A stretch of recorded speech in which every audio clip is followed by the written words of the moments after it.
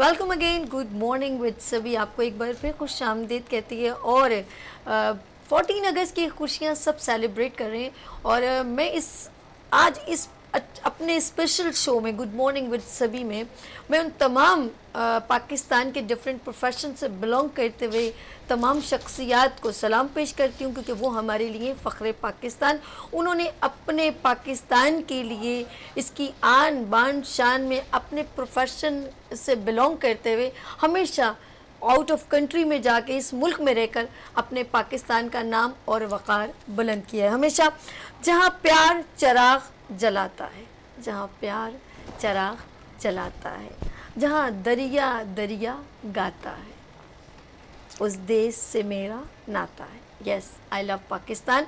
और यहाँ पर इस वक्त मैं, क्योंकि इंट्रो के बाद जिन शख्सियात से मैं मिलवाने जा रही हूँ, और आज मेरे 14 अगस्त की थीम भी यही है कि यहाँ पर जितने भी जो मेरे साथ फ़ख्र पाकिस्तान बैठे हुए हैं, यहाँ पर तशरीफ़ रखते हैं, वो सारे अपने डोमेन में रह के हमेशा अपने दिल में पाकिस्तान, हमेशा उनके दिल में पाकिस्तान रहा है और वो अपने साथ हर मुल्क में लेके वहाँ पर उन्होंने प्रेजेंट किया है। और अल्लाह का शुक्र है कि उन्होंने इसका हमेशा नाम और सर वक़ार से बुलंद किया है।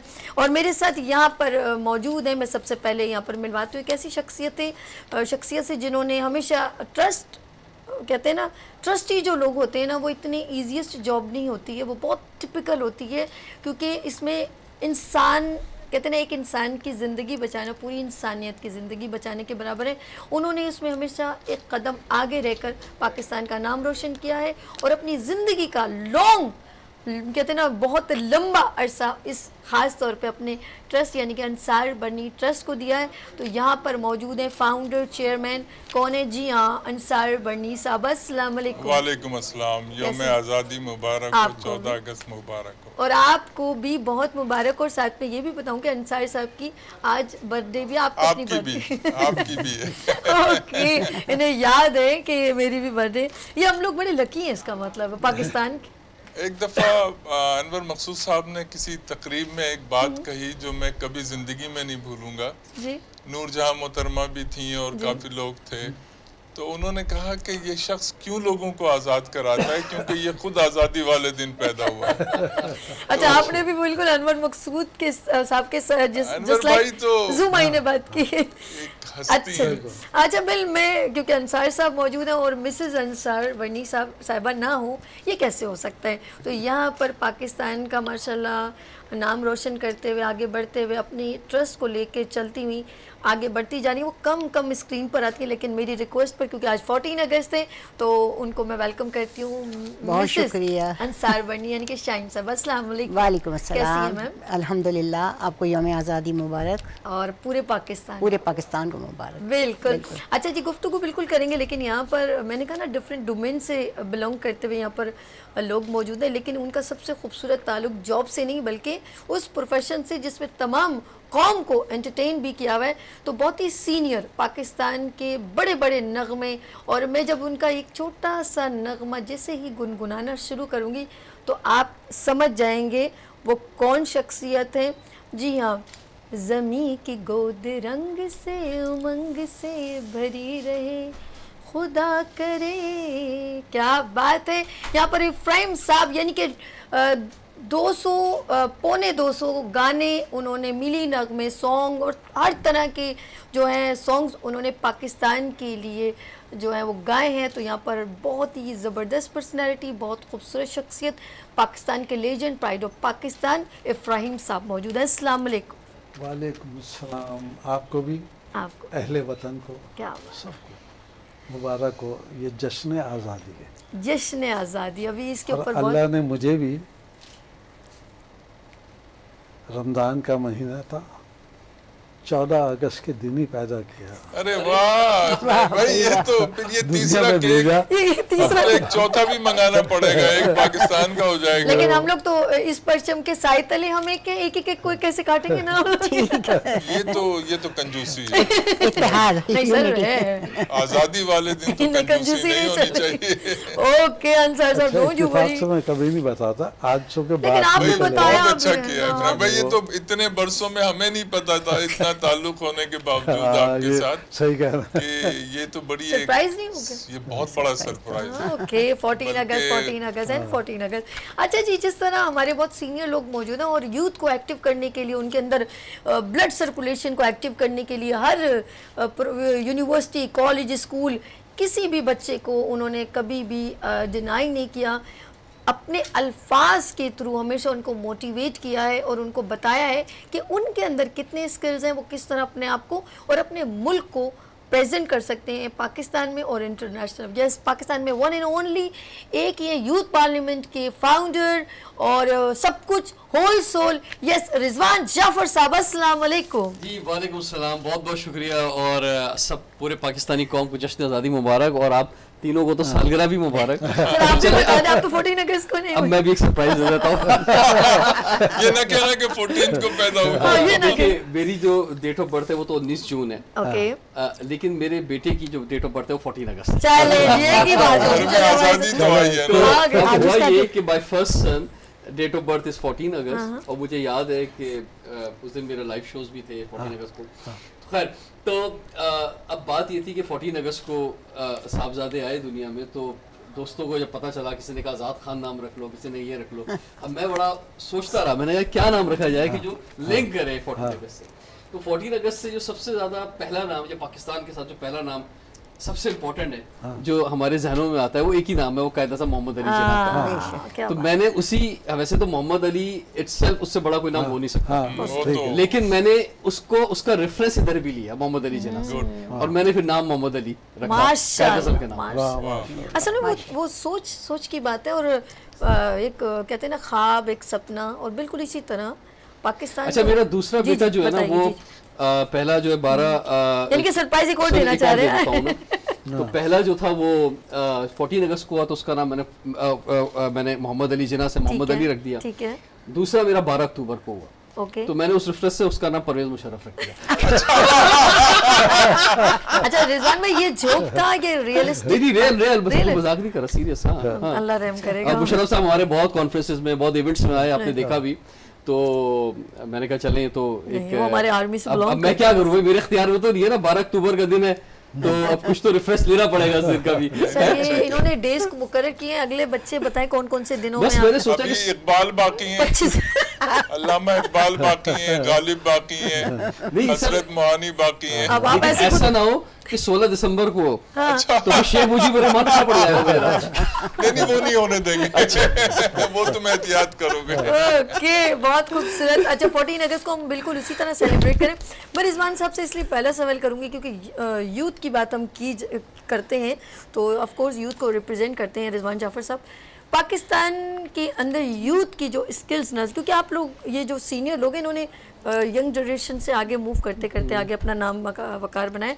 आप क्या समझते हैं, कितना स्पार्क है, एजुकेशन में कितने आगे हैं, और क्या कमी लगती है? बीइंग अ पाकिस्तानी, आप डिफरेंट स्टेज पे खड़े होते हैं, लोगों को मोटिवेट करते हैं, तो देन आपको क्या महसूस होता है कि अभी बच्चे लैक ऑफ कहाँ पर आ रहे हैं? देखिए, अक्सर मुझसे लोग सवाल करते हैं कि पाकिस्तान का मुस्तकबिल कैसा है, यस, या पाकिस्तान 20 साल बाद कैसा होगा। ओए होए, तो मैं उनसे ये कहता हूँ कि पाकिस्तान जब अपनी 100 ईयर्स सेलिब्रेट कर रहा होगा, इंशाल्लाह ताला कायम दायम रहेगा, और हम जब 14 अगस्त 2047 में हम में से जो लोग जिंदा होंगे, जब उसके 100 ईयर सेलिब्रेट करेंगे, तो उस वक्त पाकिस्तान कहाँ होगा, सोचने वाली बात है। और हमें उसी की तैयारी करनी चाहिए, क्योंकि एक दिन में कुछ नहीं होता, कौमें 100 साल लगाती हैं बनने के अंदर, लेकिन उसमें यही होता है कि 20 साल बाद पाकिस्तान कहाँ होगा। अगर आप जानना चाहते हैं तो आज के स्कूलों में जाके देख लें, आज जैसे बच्चे हैं, उनका जैसा अखलाक है, क्या वो नकल करते हैं या नहीं करते हैं, क्या वो सच बोलते हैं या नहीं बोलते हैं, क्या वो टीचर्स का एहतराम करते हैं या नहीं करते हैं, तो ये जैसे बच्चे हैं ऐसे ही पाकिस्तान होगा।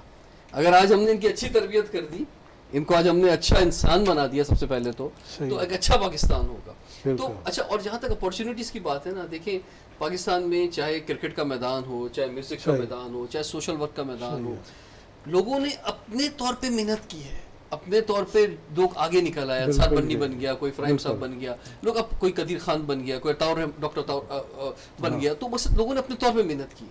हमारा फेलियर अभी तक इंस्टीट्यूशन बेस का है कि हम ऐसे इदारे नहीं हैं कि जहाँ हम अच्छे टैलेंट को लें और उसको फिर हम टॉप लेवल पे पहुँचा दें। हमारे मुल्क में भी जो है ना, वो ऐसे लोग आने चाहिए जिनको नोबेल प्राइज होल्डर्स हों, यूरोप आप अमेरिका जाएं, नॉर्मल टीचर होते हैं नोबेल प्राइज होल्डर्स यूनिवर्सिटीज़ के अंदर, यहाँ पे नहीं है। तो हमें अभी मैं समझता हूँ कि ऊपर की टॉप की जगह खाली है। हमारे बच्चों में हमारे नौजवानों में बहुत टैलेंट है।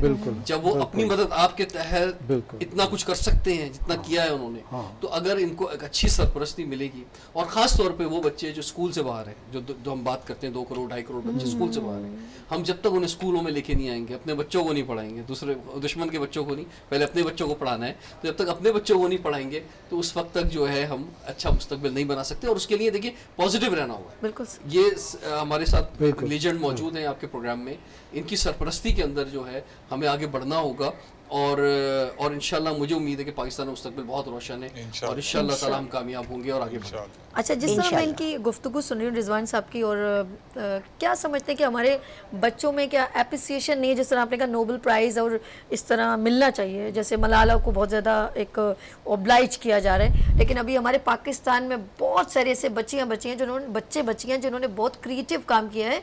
जिस तरह अभी एक बच्ची ने, नासा वालों ने उन्हें बुलवाया है, उसने गॉगल्स वगैरह ऐसे बनाए जिसे इंडिकेट कर रहे हैं, और उसकी उम्र जस्ट ओनली 12। इसको नहीं बुलाया, 24 बच्चों को, बच्ची ने पूरी टीम जिन्होंने क्रिएट किए थे मुख्तलिफ आइडियाज जो हैं, लेकिन रिप्रेजेंट पाकिस्तान, ये तो देखिए इसका मतलब है बच्चे, देखिए टैलेंट बहुत है। और आप देखिए हमारे यहाँ O लेवल्स A लेवल में बच्चे टॉप करते हैं इंटरनेशनल लेवल के ऊपर, बहुत सारे बच्चे आगे जाते हैं। लेकिन ये भी याद रखें पाकिस्तान दुनिया का 5वां बड़ा मुल्क है, ठीक है, हम हमारी बहुत बड़ी आबादी है, तो हम सिर्फ चंद लोगों की बुनियाद पे ये मुल्क आगे नहीं बढ़ सकता। जिस तरह चाइना ने तरक्की की है, तो एक शख्स को शामिल किया अपनी तरक्की के अंदर, हमें अपने एक बच्चे को, हमें ये मसवात का निज़ाम कायम करना होगा, एक बच्चे को इस्तेमाल करना होगा, जब मुल्क तरक्की कर सकेगा। रिजवान साहब, जिस तरह आपने अभी कहा कि हमारे मुल्क में बहुत टैलेंट है, अब मुझे ये बताएं, सिर्फ मैं इसलिए ये आपसे इसलिए पूछ रही हूँ कि अभी उसके बाद मैं फ्रेंड साहब के पास चलूँगी, लेट्स सी हम लोग क्रिएटिव काम भी कर देते हैं गवर्नमेंट लेवल पे, क्या हम समझते हैं पाकिस्तान सिर्फ यौम आज़ादी पे हम लोग ये फ्लैग लगा लिए और हमने सेलिब्रेट कर ली, इस आज़ादी का मेन मकसद क्या हमारे बच्चों तक डिलीवर हो रहा है कि नहीं? देखिए आज़ादी क्या है, आज़ादी वैसे तो सबसे बड़ी बात ये कि एक बहुत बड़ी नेमत है, और ये खास तौर पे जहाँ पे आज़ादी नहीं है उनसे आप जाके पूछें, या किसी से चलें आप, अगर विजिट करवाएं लोगों को जेल के अंदर, सेंट्रल जेल में जाएं, या बहुत से सियासतदान भी जाके जेल में रहते हैं, तो एक दिन में अंदाज़ा हो जाता है आज़ादी छिन गई तो क्या हुआ।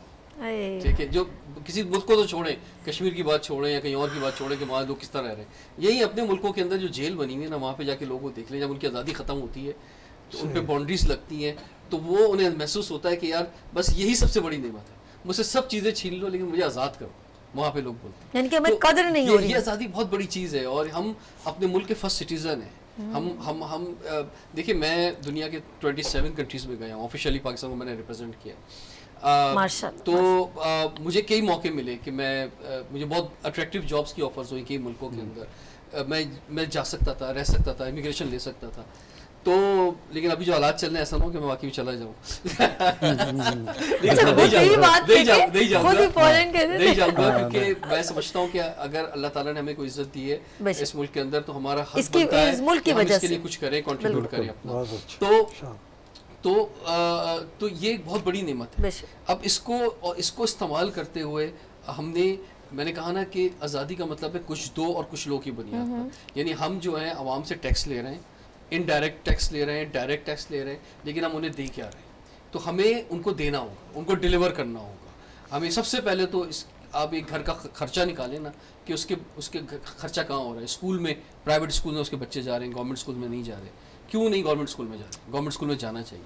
तो रियासत जो है वो उसका कंट्रीब्यूशन मेरी लाइफ में कितना है, तो जब मेरी लाइफ में जितना रियासत का कंट्रीब्यूशन बढ़ता जाएगा उतनी हुब्बुल वतनी भी बढ़ती जाएगी, उतनी आज़ादी की कदर भी बढ़ती जाएगी, और जितना रियासत का कंट्रीब्यूशन कम हो जाएगा कि मैं अपना सिक्योरिटी गार्ड भी खुद रख रहा हूँ, अपना पानी भी टैंकर में खुद डलवा रहा हूँ, पीने का पानी भी खुद मंगा रहा हूँ, सब कुछ मैं अपनी जेब से कर रहा हूँ, अपने बलबूते पे खड़ा हुआ हूँ, रियासत का कोई कंट्रीब्यूशन नहीं है, तो वो हुब्बुल वतनी का और आज़ादी का मैटर कम होता चले जाएगा। तो ये रियलिस्टिक है, ये बिल्कुल सही कह रहे हैं, एब्सोल्युटली राइट, कि आहिस्ता आहिस्ता हमारे दिल में वो जगह, जब हमें कुछ नज़र नहीं आएगा, हमें खुद से सब कुछ करना पड़ेगा, तो उस चीज़ की वैल्यूज़ आहिस्ता आहिस्ता ख़त्म होते शुरू हो जाती है। इब्राहिम साहब, अपने मुल्क को माशा रिप्रेजेंट करते हुए आपने इतने सारे सॉन्ग्स वगैरह, लोग बड़े आपसे इंस्पायर हैं, आप हमारे लिए सबके लिए इंस्पिरेशन है।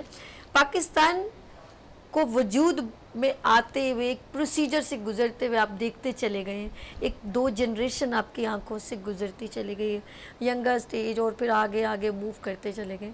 क्या समझते हैं कि पाकिस्तान अप डाउन में अब कहाँ पर आपको नज़र आता है, कि अच्छा लगता है या ज़रा सा दुखी हो जाते हैं?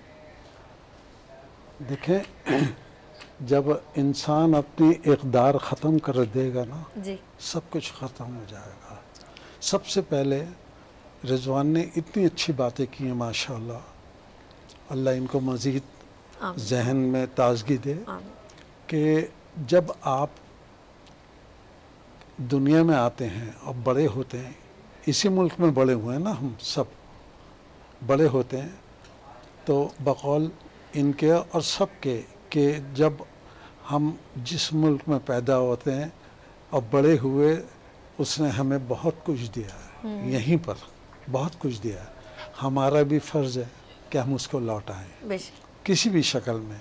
ये भूल जाएं कि ये हमें ये दे दे, ये हमें ये दे दे, ये भूल जाएं। ये है कि हमने क्या देना है, हम दे के जाएं। जो दे के जाते हैं दुनिया में वो हमेशा ज़िंदा रहते हैं।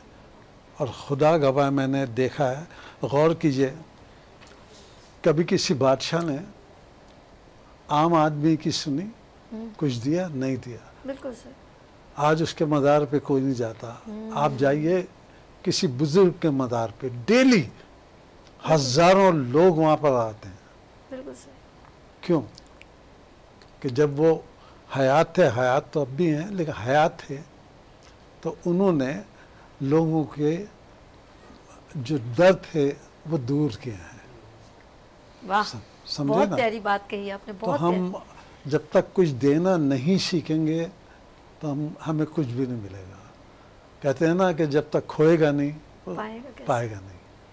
तो पहले खोना पड़ता है। बात की कि हम अपने मुल्क से लेना ही जान रहे हैं कि ये भी मिल जाए, वो भी मिल जाए, लेकिन हम देने के लिए राजी नहीं। और उसको बिल्कुल सही। ऐसे भी लोग हैं जिनको हमने, आप यकीन कीजिएगा, उनको झिड़कियाँ पड़ती थी, और लेकिन लगे रहे वो चाहे 2 नंबरी से या 1 नंबरी से ऊपर आ गए। अब वो किसी को नहीं देते, जबकि अरबपति हैं। मैं बहुत से लोगों को जानता हूँ, उनको चाहिए, माशरे में इतनी, आपको पता है कितनी गुर्बत हो गई। बिल्कुल बिल्कुल, है ना? तो और महंगाई है, ठीक है। तो उनके लिए तो कोई मसला नहीं है, महीने के करोड़ भी दें तो कोई मसला नहीं है। अब जिस तरह अंसार हैं, ये काम कर रहे हैं, या ये माशाल्लाह जिस जगह एक काम कर रहे हैं, जो काम कर रहे हैं, ये हमारे लिए फ़ख्र की बात है, हमारे मुल्क के लिए। ऐसे जज्बे चाहिए, या ईदी साहब थे या कदीर साहब थे, जितने भी हमारे वो लोग जिन्होंने मुल्क के लिए किया है ना। तो अल्लाह करे, और टैलेंट की जानता बात है ना, आप यकीन कीजिए पाकिस्तान को आप ये कह सकते हैं कि एक ही कलर का हीरा नहीं है, जहाँ बेशुमार कलर के हीरे हैं, जिस फील्ड में जाएंगे। वाह, क्या बात, क्या बात। मैं तो देखता हूँ ना, और दुख भी होता है। बात यह है कि हम, सच बात यह है कि हम इस काबिल नहीं है कि उसकी इतनी हेल्प कर सकें, जिस काबिल भी हैं, जो होता है करते। लेकिन काश क्या अल्लाह ऐसे लोग भी दुनिया में पैदा करें, बिलखुसूस पाकिस्तान में, कि जो बेगर्ज हो के, और जितना देंगे अल्लाह आपको उतना ही देगा। बेशक, क्या बात है इनकी। जिक्र अल्लाह पाक ऐसा करे तो मैं दिल करता है अल्लाह ऐसी रिमझिम आए, नूर से सारा देश नहाए, घर घर हो रोशन, महके हर आंगन, जगमग जगमग चमके दमके, मेरा पाकिस्तान, मेरा पाकिस्तान। अच्छा जी, हम ब्रेक की तरफ नहीं जाते नाज़रीन, हम लोग अभी यहीं पे रहते हैं, लाइव है, कोई मसला नहीं। हम बात करेंगे और कौन है, जी हाँ, जिस तरह इन्होंने कहा, इब्राहिम साहब ने कहा कि लोग खिदमत कर रहे हैं, अच्छा सोच रहे हैं, दे रहे हैं, और पाकिस्तान के वो वाहिद शख्सियत हैं जो पाकिस्तान से ले तो रहे हैं, लेकिन पाकिस्तान की खिदमत करके उसके लिए अपना, कहते हैं कि किरदार निभा रहे हैं। और वो वन एंड ओनली कौन है, जी अंसार बर्नी ट्रस्ट से अंसार बर्नी साहब। जी जी सर, आप वो शख्सियत हैं जो ये अपनी मेमोरी में भी अपने दिल में रखते हैं कि देना कैसे है, ऐसा ही है कि नहीं? मेरे ख्याल है कि ये सब कुदरत का खेल है। क्या बात, बिल्कुल। वो लोगों को चुनता है, हमको गुरूर और तकब्बुर आ जाता है, बिल्कुल हम आउट हो जाते हैं। मैं अपनी पूरी ज़िंदगी में 42, 43, 45 साल जो भी मैंने इस काम में लगाए हैं, मैंने हमेशा शुक्र अल्हम्दुलिल्लाह कहा है कि ये मालिक तेरी कुदरत है। और जो अंसार बर्नी ट्रस्ट ने केसेस किए हैं, जो निकाले हैं, मैं दावे से कहता हूँ कि उसकी दुनिया में कहीं मिसाल नहीं मिलेगी कि किस तंगी में, किन मुसीबतों में, किन हालात में वो 50-50 साल जेलों के अंदर रहे हैं। 50-50 साल पूरी जिंदगी उन्होंने गुजार दी। पैदा हुए हैं, जब मैं उनको लेके निकला हूं तो हाथ पकड़ के कि उन्हें ये 40 साल गुजार दिए, उन्हें ये नहीं पता कि सड़क क्रॉस कैसे करना है। पाकिस्तान में पहली मर्तबा ये, लेकिन मैं हमेशा घर में भी ये बात करता हूँ। शाहीन कहती हैं कि तुमने बड़ी मेहनत की, मैं कहता हूँ यार मैंने कुछ नहीं किया, खुदा की कसम मैंने कुछ नहीं किया। उसने करवा दी, करवाया भी नहीं, किया उसने। और जब वो हाथ थामता है ना, जब वो हाथ थामता है तो हमारी औकात क्या है? ये तो उसका हम पे एहसान है। हम नाशुक्रे लोग हैं, बिल्कुल। हम रब का सही मानों में शुक्र अदा नहीं कर सकते। आज हम जहाँ बैठे हैं, हम अब से 60 साल पहले चले जाएं, सोच भी नहीं सकते थे, तसव्वुर भी नहीं कर सकते, बिल्कुल। और उसने हाथ थामा और कहाँ पहुँचा दिया। तो हमें हर वक्त, मैं तो कहता हूँ रब को पाने के लिए नबी अलैहिस्सलाम के कदमों को छू लो, कदमों तक पहुंच जाओ, मंजिल खुद मिल जाएगी।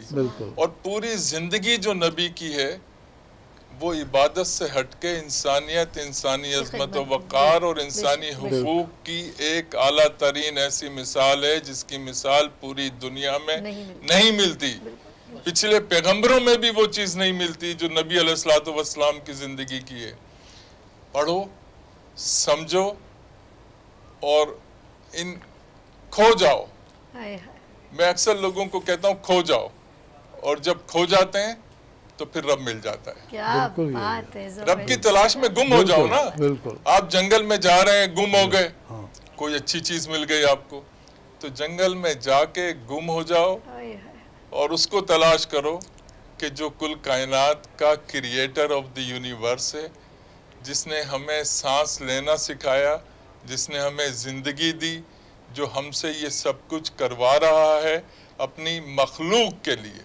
क्या बात है, मेरा दिल करता है, मैं हमेशा की तरह जब आपको देखती हूँ तो जब खिदमत की बात की जाए तो अंसार बर्नी ट्रस्ट के अंसार साहब हैं, मिटा दे अपनी हस्ती को अगर कुछ मर्तबा चाहे, कि दाना खाक में मिलकर गुले गुलजार होता है। क्या बात है, आपने अपने आप को इतना मतलब उस खिदमत में लगे रहते हैं। क्या बात है जी। अच्छा ये बताइए, आप तो खोए रहते हैं आपके गम में, सॉरी आपकी मोहब्बत में, ये खोई रहती है गम में नहीं, सॉरी आपके जो है, आप ऑफ कोर्स एक ट्रस्ट। भाई अगर मैं आज जो कुछ भी हूँ ना, ये मेरे साथ 9th क्लास की साथी है। 9th की, अच्छा ये इन्होंने कहा ये मोहब्बत, क्या बात। मैंने जाफर की तरह जबरदस्ती शादी नहीं की थी, पहली और आखिरी ऊपर तो घर वालों ने कर दी ना।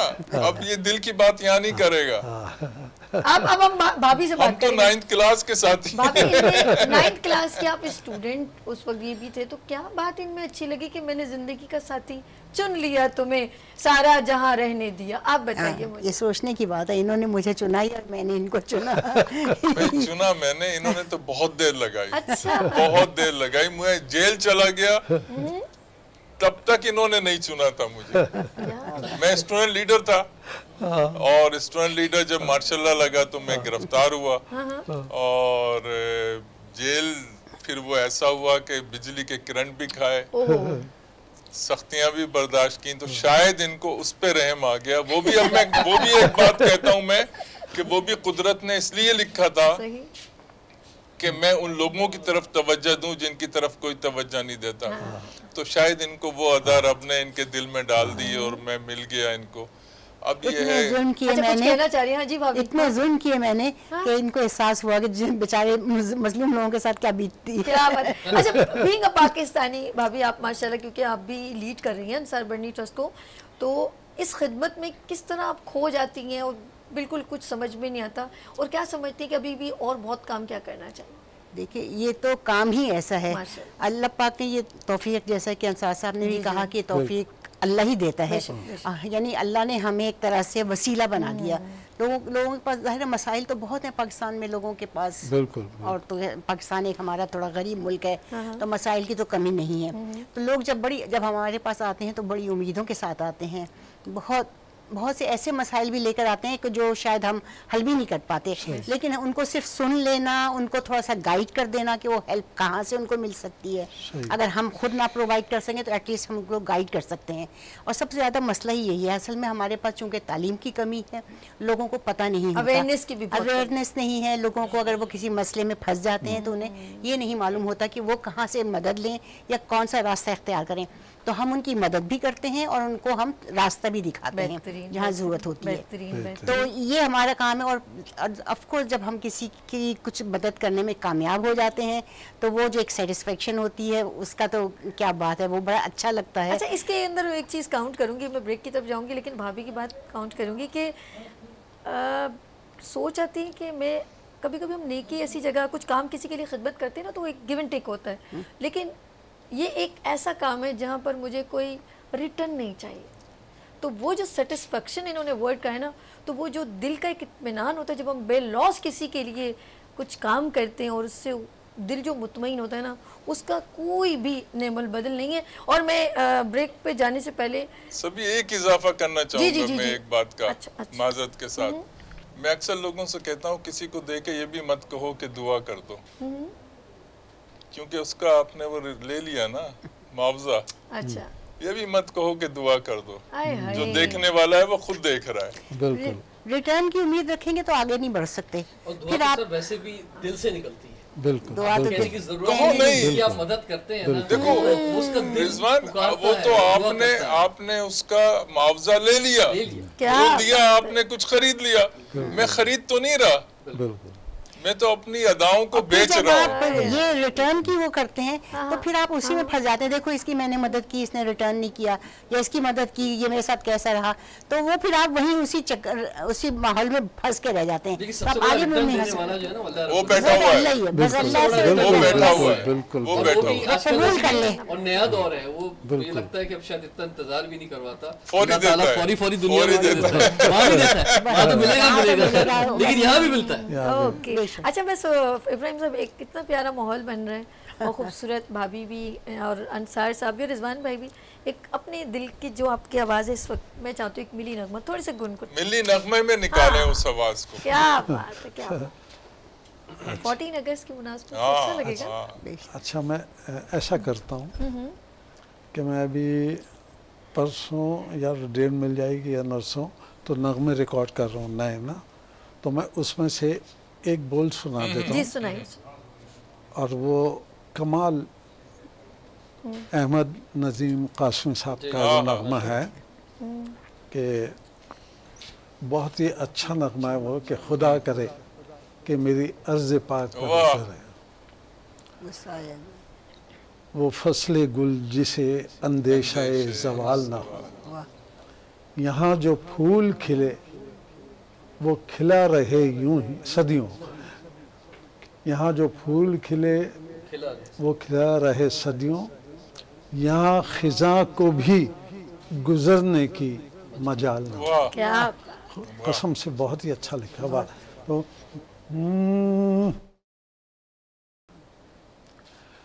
खुदा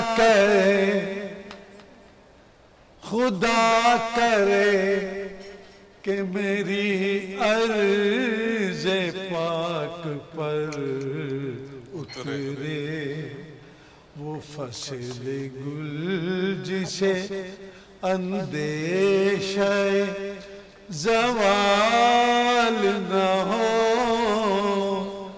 यहाँ जो फूल खिले वो खिला रहे,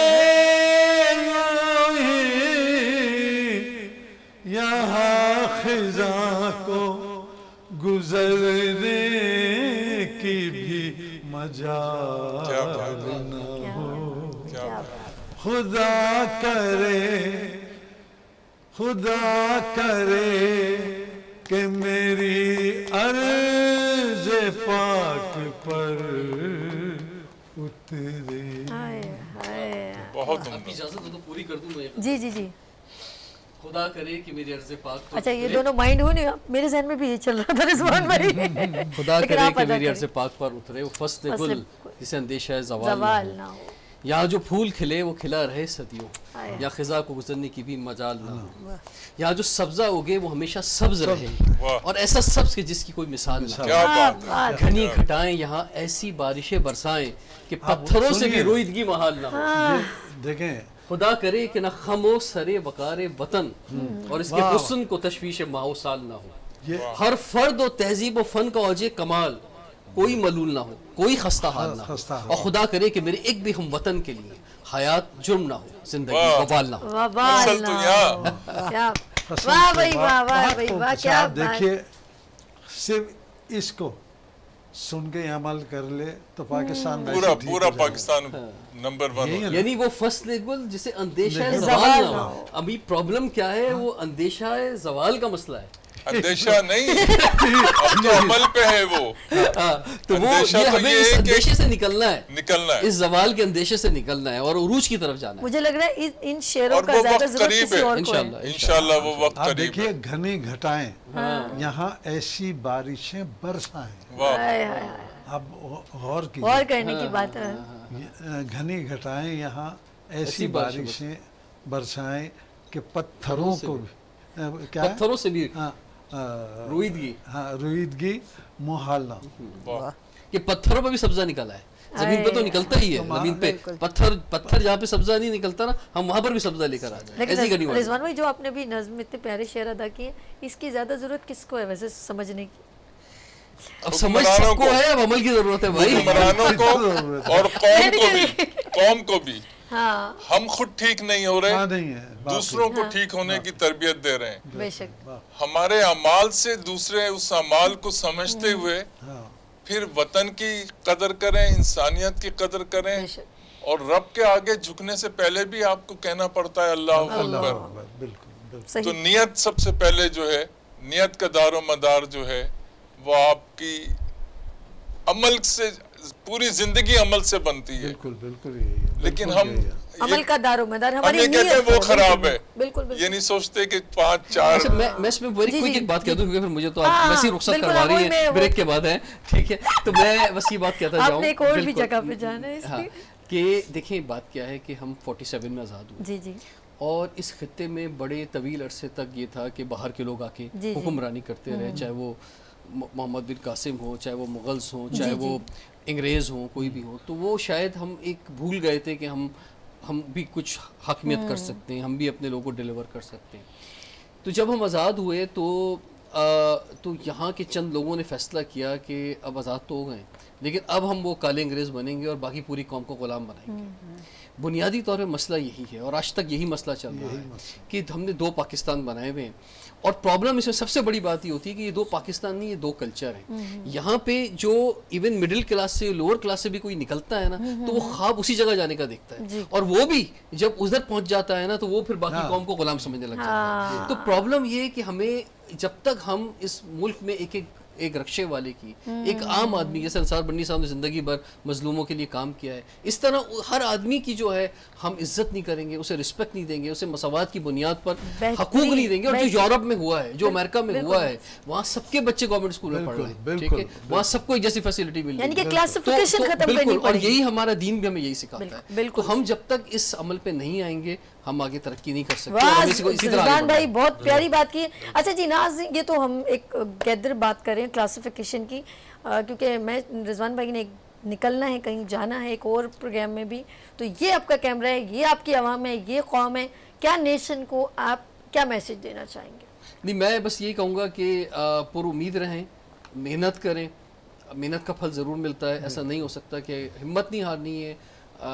हम देख रहे हैं पिछले 1-1.5 साल के अंदर बहुत ज़्यादा रुझान बढ़ा है कि हम पाकिस्तान से बाहर चले जाएं। आप बाहर चले जाएंगे, माथे पे पाकिस्तानी लिखा हुआ है, इसको नहीं मिटा सकते बाहर जाकर के, वहाँ पर भी पाकिस्तानी रहेंगे और दूसरे दर्जे के शहरी रहेंगे। वहाँ आप सोच लें कि हमारे मुल्क में भी जब इस तरह के कुछ कंट्री के लोग आते हैं, हम उन्हें किस नज़र से देखते हैं, बाहर पे जाके भी आपका वही सूरत हाल रहनी है। तो इतना आसान नहीं है बाहर जाके। हाँ, पढ़ने ज़रूर जाएँ, क्रिएशन के लिए जाएँ नौजवान, टॉप यूनिवर्सिटीज़ में हमारे पास नहीं है तो वहाँ पे अच्छा पढ़ के आएँ, लेकिन पूरे को 25 करोड़ लोग तो बाहर नहीं चले जाएंगे, चंद लोग जाएंगे। तो इसलिए यहीं पे रहना है, यहाँ पर मेहनत करनी है और इंशाल्लाह रास्ते बनेंगे और मुल्क आगे बढ़ेगा और कामयाब होगा। ये इस मुल्क की तकदीर नहीं है जिस जगह पे हम खड़े हुए हैं, ये दुनिया का आबादी के लिहाज से 5वां बड़ा मुल्क है, एक बड़ी ज़बरदस्त लोकेशन पे मौजूद है। तो इंशाल्लाह ये मुल्क आगे बढ़ेगा और कामयाब इंशाल्लाह बिल्कुल बढ़ेगा और आगे बढ़ेगा। इफ्राहिम साहब से भी मैसेज लेंगे और लास्ट मैसेज लेने के बाद हम उनसे उनके जो ब्रेक में जाने से पहले उनसे एक खूबसूरत सा उनकी पसंद का या उनको जो भी पसंद है वो सॉन्ग भी सुनेंगे, लेकिन पहले अपनी कौम को वो अपने दिल की गहराइयों से क्या मैसेज देना चाह रहे हैं। लेट्स सी इफ्राहिम साहब से लास्ट मैसेज लेते हैं जी। मेरा तो यही कहना है कि वह है ना मिटा दे अपनी हस्ती को, अगर बाखुदा जिसने सीख लिया पूरे जब तक दुनिया में जब तक भी इज्जत से रहेगा, खाली पेट भी होगा तो इज्जत से रहेगा। इंसान देना सीख ले, बस इससे बड़ी बात नहीं है।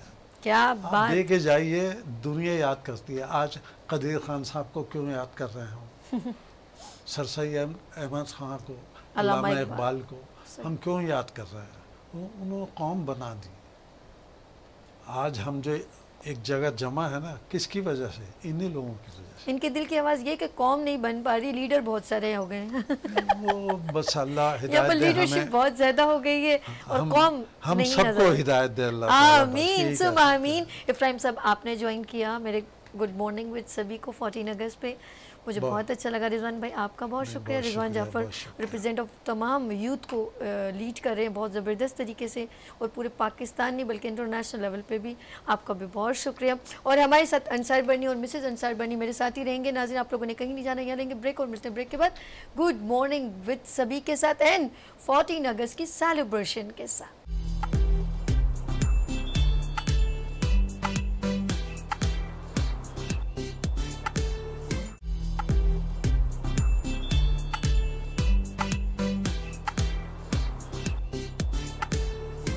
वतन की मट्टी गवाह रहना, गवाह रहना। जी हाँ, welcome again, good morning with सभी एंड वी आर सेलिब्रेट 14 अगस्त।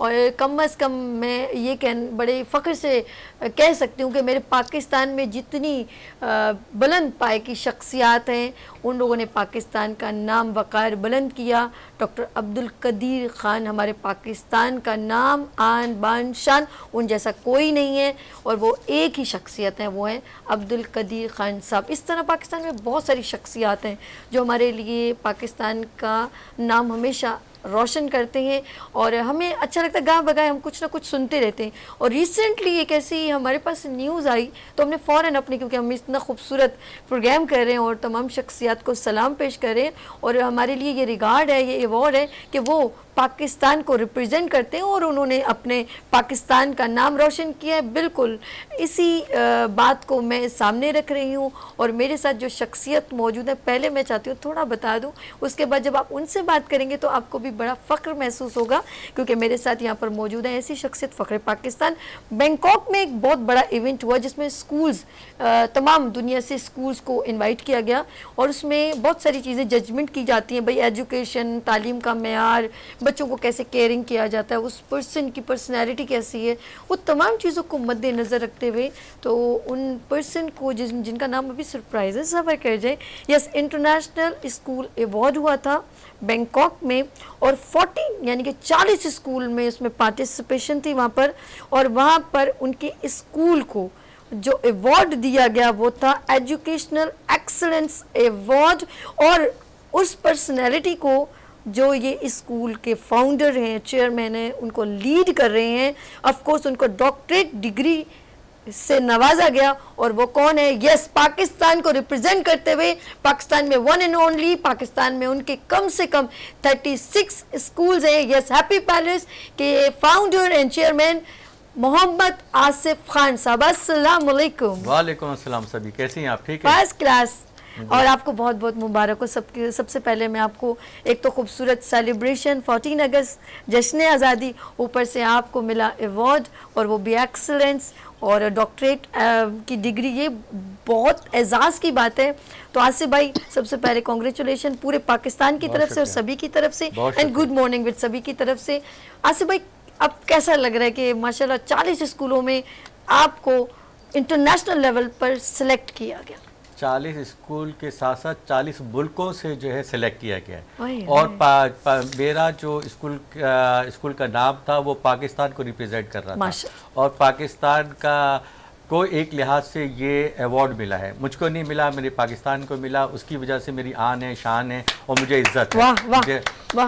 तो अल्हम्दुलिल्लाह मुझे जो है वो डॉक्टरेट की डिग्री मिली, और ये मलेशिया के अंदर टेलर यूनिवर्सिटी है, एफिलिएटेड है ये अमेरिका से, और उस यूनिवर्सिटी ने पाकिस्तान से सिर्फ मेरा नाम और मेरे स्कूल को सिलेक्ट किया और मुझको डॉक्टरेट की डिग्री दी। और हैप्पी पैलेस ग्रामर स्कूल, क्योंकि उसका मैं एडमिनिस्ट्रेटर, फाउंडर और चेयरमैन भी हूँ, उसको एजुकेशनल अवार्ड भी दिया गया, एजुकेशनल एक्सीलेंस अवार्ड भी दिया गया। और ये यकीनन पाकिस्तान के लिए और मेरे लिए फ़ख्र की बात है कि जी 40 दुनिया के 40 मुल्क वहाँ पे शरीक हो रहे थे, और उसमें जो है इंडिया भी था, वहाँ पे बांग्लादेश भी था, नेपाल, भूटान से जनाब दुनिया भर से जो है ना लोग आए हुए थे। और बैंकॉक के अंदर एक बहुत बड़ी तकरीब थी मेरियट होटल के अंदर, और वहाँ पर जब मेरा नाम और मेरे मुल्क पाकिस्तान का नाम पुकार के मुझे स्टेज पे बुलाया गया तो मुझे बहुत खुशी हुई। मुझे ऐसा लगा कि 41 साल की मेरी मेहनत जो है वो रंग लाई, और आज मैंने पाकिस्तान का नाम रोशन किया। माशाल्लाह एक बात कहूँ, हमारे जो है ना वो आपकी पूरी बात सुनने के बाद, सॉरी टू से, और कंट्री से आपका बेशक मुकाबला हो, लेकिन जब आपने इंडिया कहा ना तो मेरा तो बहुत फीलिंग है ना डबल हो गई, और मैं मतलब एक्साइटमेंट बढ़ गई। तो ये कैसा लगा कि इंडिया को भी आपने बीट कर दिया? वाह क्या बात, बड़ा करम है अल्लाह का। और ये बीट जो हुआ है वो ऐसे नहीं, वो मेहनत से हुआ है, कारकर्दगी से ऊपर है, हमारी ताली खिदमात के ऊपर हुआ है। अल्हम्दुलिल्लाह मुझको जो है लाइफ टाइम अचीवमेंट अवार्ड भी मिला है मुझे, और इंशाअल्लाह जो है रिजवान जाफर के प्रोग्राम के अंदर नेशनल अवार्ड भी इंशाअल्लाह मुझे मिलेगा, जो कि डॉक्टर आरिफ अलवी साहब पेश करेंगे। और उससे पहले भी फास्टेस्ट ग्रोइंग स्कूल का अवार्ड भी मुझको मिल चुका है, जो कि गवर्नर हाउस में हुआ था, और डॉक्टर आरिफ अलवी साहब ने मुझको वो मेरे स्कूल को वो अवार्ड दिया, फास्टेस्ट ग्रोइंग, यानी कि कराची के अंदर इतना फास्ट, इतनी जल्दी तरक्की करने वाला school happy palace grammar school. माशाल्लाह माशाल्लाह। और ये सब ये जो एफर्ट इनके नज़र आ रहे हैं, ये अगर मैं इनके पीछे एक कहते हैं ना तारीख के वर्क उलट के देखा जाए तो पीछे हार्ड वर्किंग बहुत है, और नो कॉम्प्रोमाइज़ क्वालिटी से उन्होंने कोई कॉम्प्रोमाइज़ नहीं किया।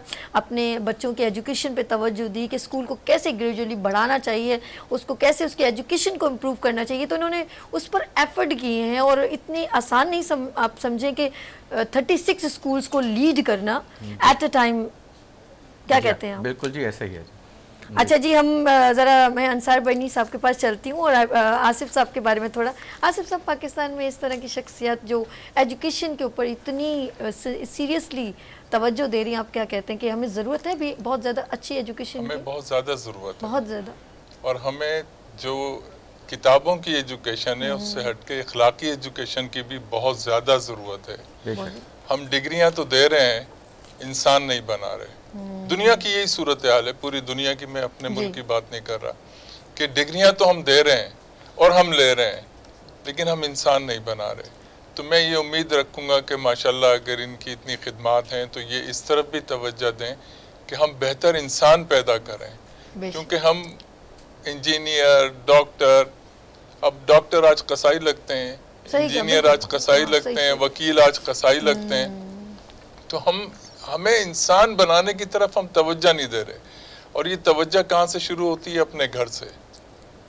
बिल्कुल सही। जब आप अपने घर से उसको लेके चलते हैं तो पड़ोसी देखते हैं, दूसरे लोग देखते हैं। अगर मैं अपनी ज़िंदगी में ये समझता हूँ कि लाखों लोगों को मुझसे फ़ायदा पहुँचा, अल्हम्दुलिल्लाह अल्हम्दुलिल्लाह, दुनिया भर में।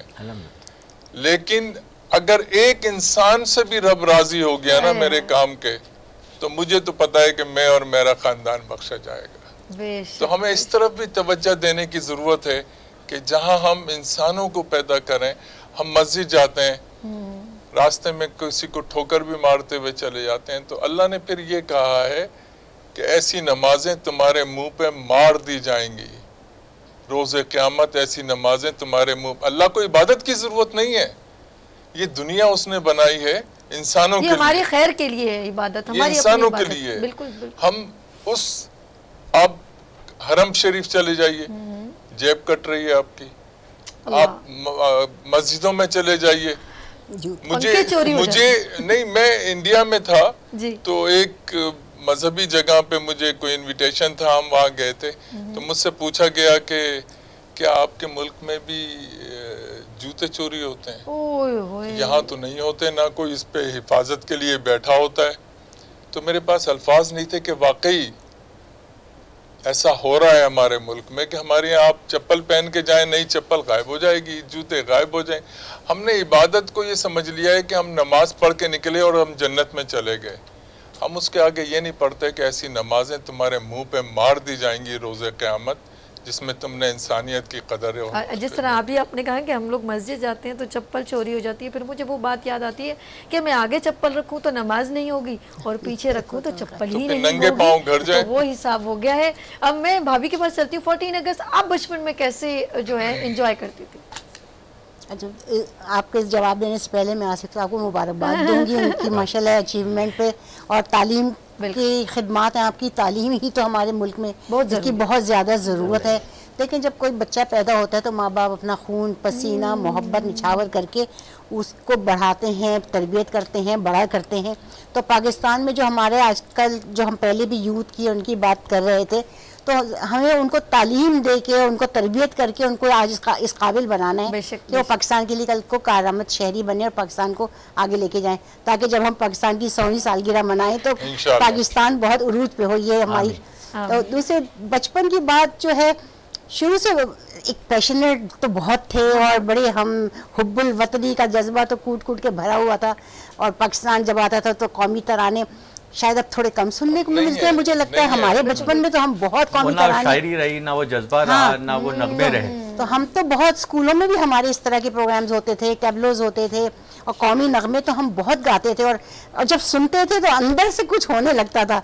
अब मुझे थोड़ी लगता है कि शायद आई डोंट नो, उस तरह की फीलिंग ज़रा कम महसूस होती है। इस तरफ मेरा ख्याल है ज़रूरत है। इसमें मैं बेशक इसमें ये मौसीकी हो गई, शायरी हो गई, इसमें एक कुव्वत तो है इंसान के जज्बात को उभारने की। मैं एक इजाफा करूं कि हम अभी कह रहे हैं ना कि इस परचम के साए तले हम हैं, बाहर निकल के जाइए, ये पत्तियां जो है ना ये पाँव में आ रही हैं। बिल्कुल सही, बिल्कुल सही कह रहे हैं। ऐसे लोग नहीं चाहिए हमें। इस परचम के साए तले हम एक हैं तो हम एक होने चाहिए।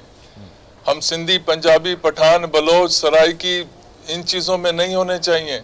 हम शिया, सुन्नी, वहाबी, अहले हदीस नहीं होने चाहिए। जब हम कहते हैं कि ये धरती हमारी माँ है तो माँ की औलाद बटा नहीं करती कभी। बहुत प्यारी बात, बहुत अच्छी बात। इस परचम को फिर आप उठा के चूमें, इसकी कदर करें, और जो जिसने ये मुल्क बनाया है उसकी जिंदगी को पढ़ें कि उसने ये मुल्क कैसे बनाया है। तो हमने इस मुल्क को लेके आगे बढ़ना है। अगर ये दुनिया में काम कर रहे हैं, हम दुनिया में काम कर रहे हैं, बाकी लोग जो दुनिया में काम कर रहे हैं, तो ये पाकिस्तान है और हम वहाँ पे अपने मुल्क के एम्बेसडर्स हैं। बेशक। हमें अपने आप को इस अंदाज में पेश करना है कि वो कहें कि यार पाकिस्तान हमें जाके देखना ज़रूर है कि पाकिस्तान इतना अच्छा मुल्क है। तो हमें इस परचम की कदर उसी वक्त होगी कि जब हम ज़मीन से ये पत्तियाँ उठा के चूम के और इसे कहीं किनारे रख दें। सही कह रहे। 14 अगस्त हम बड़ा, आसिफ भाई के पास आऊँगी कि आसिफ भाई आप देखते हैं वाकई में अंसार बर्नी साहब सही कह रहे हैं कि हम लोग 14 अगस्त बड़े जोशो वलवले से मनाते हैं। और उसके बाद यही फ्लैग जो है वो 14 अगस्त के बाद आफ्टर 15-16 आप देख रहे होंगे तो वो नालियों में और इन जगहों पर पड़ा होता है। तो क्या हम अपने बच्चों को क्या तरबियत बताते नहीं कि इसको ज़मीन पर नहीं गिराना? देखिए, बच्चों को ये सारी अवेयरनेस दी जाती है, बताया जाता है परचम की किस तरह से इज्जत करनी है, किस कुर्बानी के बाद ये मुल्क हमने हासिल किया है, हमारे बुज़ुर्गों ने किस तरह से जो है वो मेहनत की है और यहाँ तक पहुँचे और हमें पाकिस्तान मिला। अगर आज पाकिस्तान नहीं होता तो हमारा नामो निशान नहीं होता, हम गुलाम बन के जो है ना वो इंडिया में रह रहे होते। आज हमें आज़ादी है, हम खुली फ़ज़ा के अंदर सांस ले रहे हैं।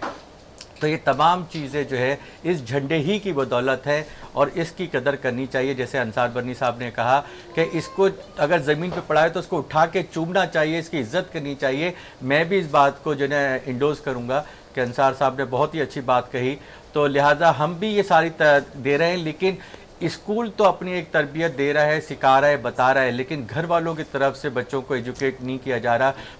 पेरेंट्स ये समझते हैं कि बस हमने स्कूल भेज दिया, अब हमारी हर किस्म की जिम्मेदारी खत्म हो गई। ऐसा नहीं है। पहला घर बच्चे का अपना ही घर होता है, दूसरा घर जो होता है वो स्कूल होता है। स्कूल तो पूरी कोशिश करते हैं, सिखाते हैं, समझाते हैं और बेहतरीन शहरी बनाने की कोशिश करते हैं, बेहतरीन इंसान बनाने की कोशिश करते हैं। तो हम तो इस जस्तजू में लगे हुए हैं, लेकिन मैं चाहूँगा कि जी पेरेंट्स भी जो है अपने बच्चों को टाइम दें, उनको सिखाएं, उनको बताएं, उनके साथ बैठें। वो खुद भी जो है ना रात को टीवी के सामने बैठ जाते हैं, मोबाइल हाथ में ले लेते हैं और बच्चों को तवज्जो नहीं देते। तो बच्चों को तवज्जो देनी पड़ेगी, टाइम देना पड़ेगा, तो ये बच्चे कल आपको टाइम देंगे। अच्छा, जिस तरह फ्लैग की बात हो रही है, जब आपको अवार्ड, जाहिर सी बात है वो तो पहले नॉमिनेशन हुई, तो जब आपको सिलेक्ट किया गया एंड एक आवाज़ आई कि हैप्पी पैलेस ग्रुप से मिस्टर आसिफ साहब तशरीफ लाए एंड एक्सीलेंस अवार्ड या डिग्री अवार्ड आपको मिला जा रहा है, तो हाउ इज फीलिंग, कैसी फीलिंग आपकी आई? आप बिलीव कीजिएगा तकरीबन 400 के करीब उस होटल के हॉल के अंदर लोग बैठे हुए थे और दुनिया के मुख्तलिफ जगहों से लोग आए हुए थे। और जब जैसे ही नाम लिया और उसके अंदर मेरा नाम, मेरे स्कूल का नाम और मेरे मुल्क पाकिस्तान का नाम लिया और स्क्रीन के ऊपर पाकिस्तान का झंडा लहराया, तो मुझे ऐसा लगा कि मैंने जितनी मेहनत की है 41 साल के अंदर, आज उसका मुझे फल मिल गया। माशाल्लाह, क्या बात है। और ये इस जगह पर पहुंचने के लिए, और जब वो फीलिंग आती है ना, उसको हम एक्सप्रेस नहीं कर सकते, उसको एक्सप्लेन करना बड़ा मुश्किल है। और जैसे कि आपने कहा ना कि जब इंडिया के मुकाबले में हमारा नाम आया तो हमें और फख्र हो गया, क्योंकि हमारा एक अजीब, चाहे क्रिकेट हो या कोई भी गेम हो, किसी किस्म का भी हो, एक कहते हैं ना एक जज्बा है इंडिया के साथ कि भाई बस उससे जीतना है, उससे आगे बढ़ना है। तो अल्लाह ताला ने मुझे सुरखरू किया जी। माशाल्लाह, अल्लाह पाक आपको इसी तरह सुरखरू करता रहे और आप तमाम जो आने वाली नस्लों को इसी तरह तालीम से जो है वो आरास्ता करते रहें और अच्छी तालीम उनको दें, ताकि साथ साथ तरबियत भी। और मैं ये चाहूँगी कि मेरे साथ अंसार बनी साहब मौजूद हैं। 14 अगस्त की बात हो रही है और थोड़ा मैं चाहूँगी कि आप बताएं कि ये जैसे सेक्रीफाइस करना, हम लोग अपने वाले बच्चों को क्या गाइड कर सकते हैं, कैसे बता सकते हैं कि ये 14 अगस्त है क्या हमारे लिए, इसका मयार क्या है? मेरे भाई ने बड़ी अच्छी बात की कि फैमिली और घर से तरबियत जो है उसका ही असर स्कूल तक आता है। आज की माँ को मैं देखता हूँ कि बच्चा जिद कर रहा है, बच्चा रो रहा है, उसके हाथ में फौरी मोबाइल पकड़ाया और उसको लगा। आज का 2 साल का 2.5 साल का बच्चा जानता है कि मैंने कौन कौन से प्रोग्राम देखने हैं। सही। और इसमें ऐसे ऐसे प्रोग्राम आ जाते हैं, उसने उंगली चला रहा है ना, उसे तो नहीं पता। जो 2.5-3 साल का बच्चा औरत और मर्द की पहचान को जानना शुरू कर देगा उसके ऊपर और उन मामलात को देखना शुरू कर देगा उसके ऊपर, तो सॉरी टू से बदनसीबो तुम्हारी औलाद किस नहज पे जाएगी और कहाँ खड़ी होगी। ना तुम्हारी मगफरत का कोई रास्ता रहेगा, ना तुम्हारा मुल्क से कोई वास्ता रहेगा, तुम सब कुछ खो दोगे। और हम उस तरफ बड़ी तेजी के साथ गामजन हैं। हमें इसको रोकना हो। जिद कर रहा है बच्चा, माँ ने अब उसको छोड़ दिया है, फोन दिया और छोड़ दिया उसको। ये फोन कयामत के दिन तुमसे हिसाब मांगेगा। ये औलाद तुम बिगाड़ रही हो, इसका हिसाब तुम्हें देना होगा। जब उसको एक समझ आ जाए, आप यूके जैसे मुल्क में देखिए कि अभी उन्होंने वो तालीम देनी शुरू कर दी है सेक्स के ऊपर, वहां एहतजाज हो रहा है, वहां शदीद एहतजाज हो रहा है। और हमारे मुल्क में पता ही नहीं कि बच्चा क्या देख रहा है, प्रोग्राम क्या नहीं देख रहा है, वो लगा हुआ है नहीं लगा हुआ।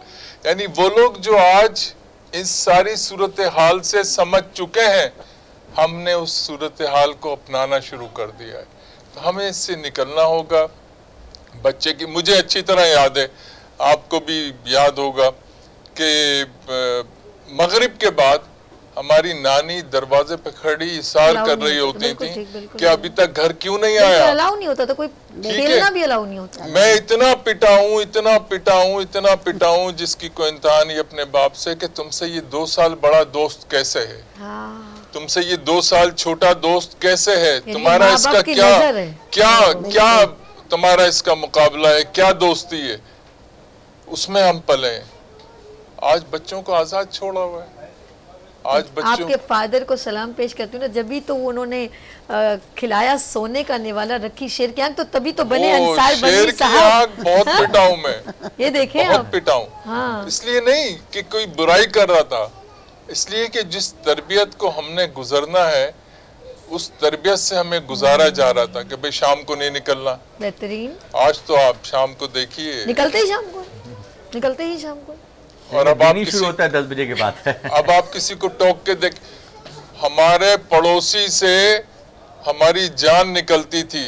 मामू का दोस्त मामू कहलाता था, खाला अम्मी की सहेली खाला कहलाती, इस तरीके से रिश्ते होते थे। तरबियत काउंट करती है ना, तरबियत काउंट। और तो माँ-बाप भी नहीं पूछ सकते बिल्कुल सही कह रहे हैं, हमारे पड़ोस में मामू किसी ने देख लिया पड़ोसी ने तो घर में जाते हुए जान निकलती थी कि क्या होगा। आसिफ भाई, हमें बाद में पता चला वो हमारे मामू नहीं है, पड़ोस में हमारे वालिद साहब उनको बोलते थे मामा आ गए, ईद पर मामा आ गए, तो हम मामा मामा बोलते थे। जब समझ आई तो ये तो हमारे तो मामा पता चला कि नहीं है, ये पड़ोसी है। लेकिन वो इज्जत ऐसी थी कि वो ईद पर सबसे पहला सलाम मेरे वालिद साहब को करने आने, तो कहते थे मामा आए जल्दी से मीठा लेकर रखो, ये वो। तो मेरी अम्मी वो आगे सर करती थी, वो सर पे हाथ रखते, तो हम समझते थे यही मामा है, तो हम भी मामा मामा मामा कहते, बाद में पता चला ये तो हमारे पड़ोसी।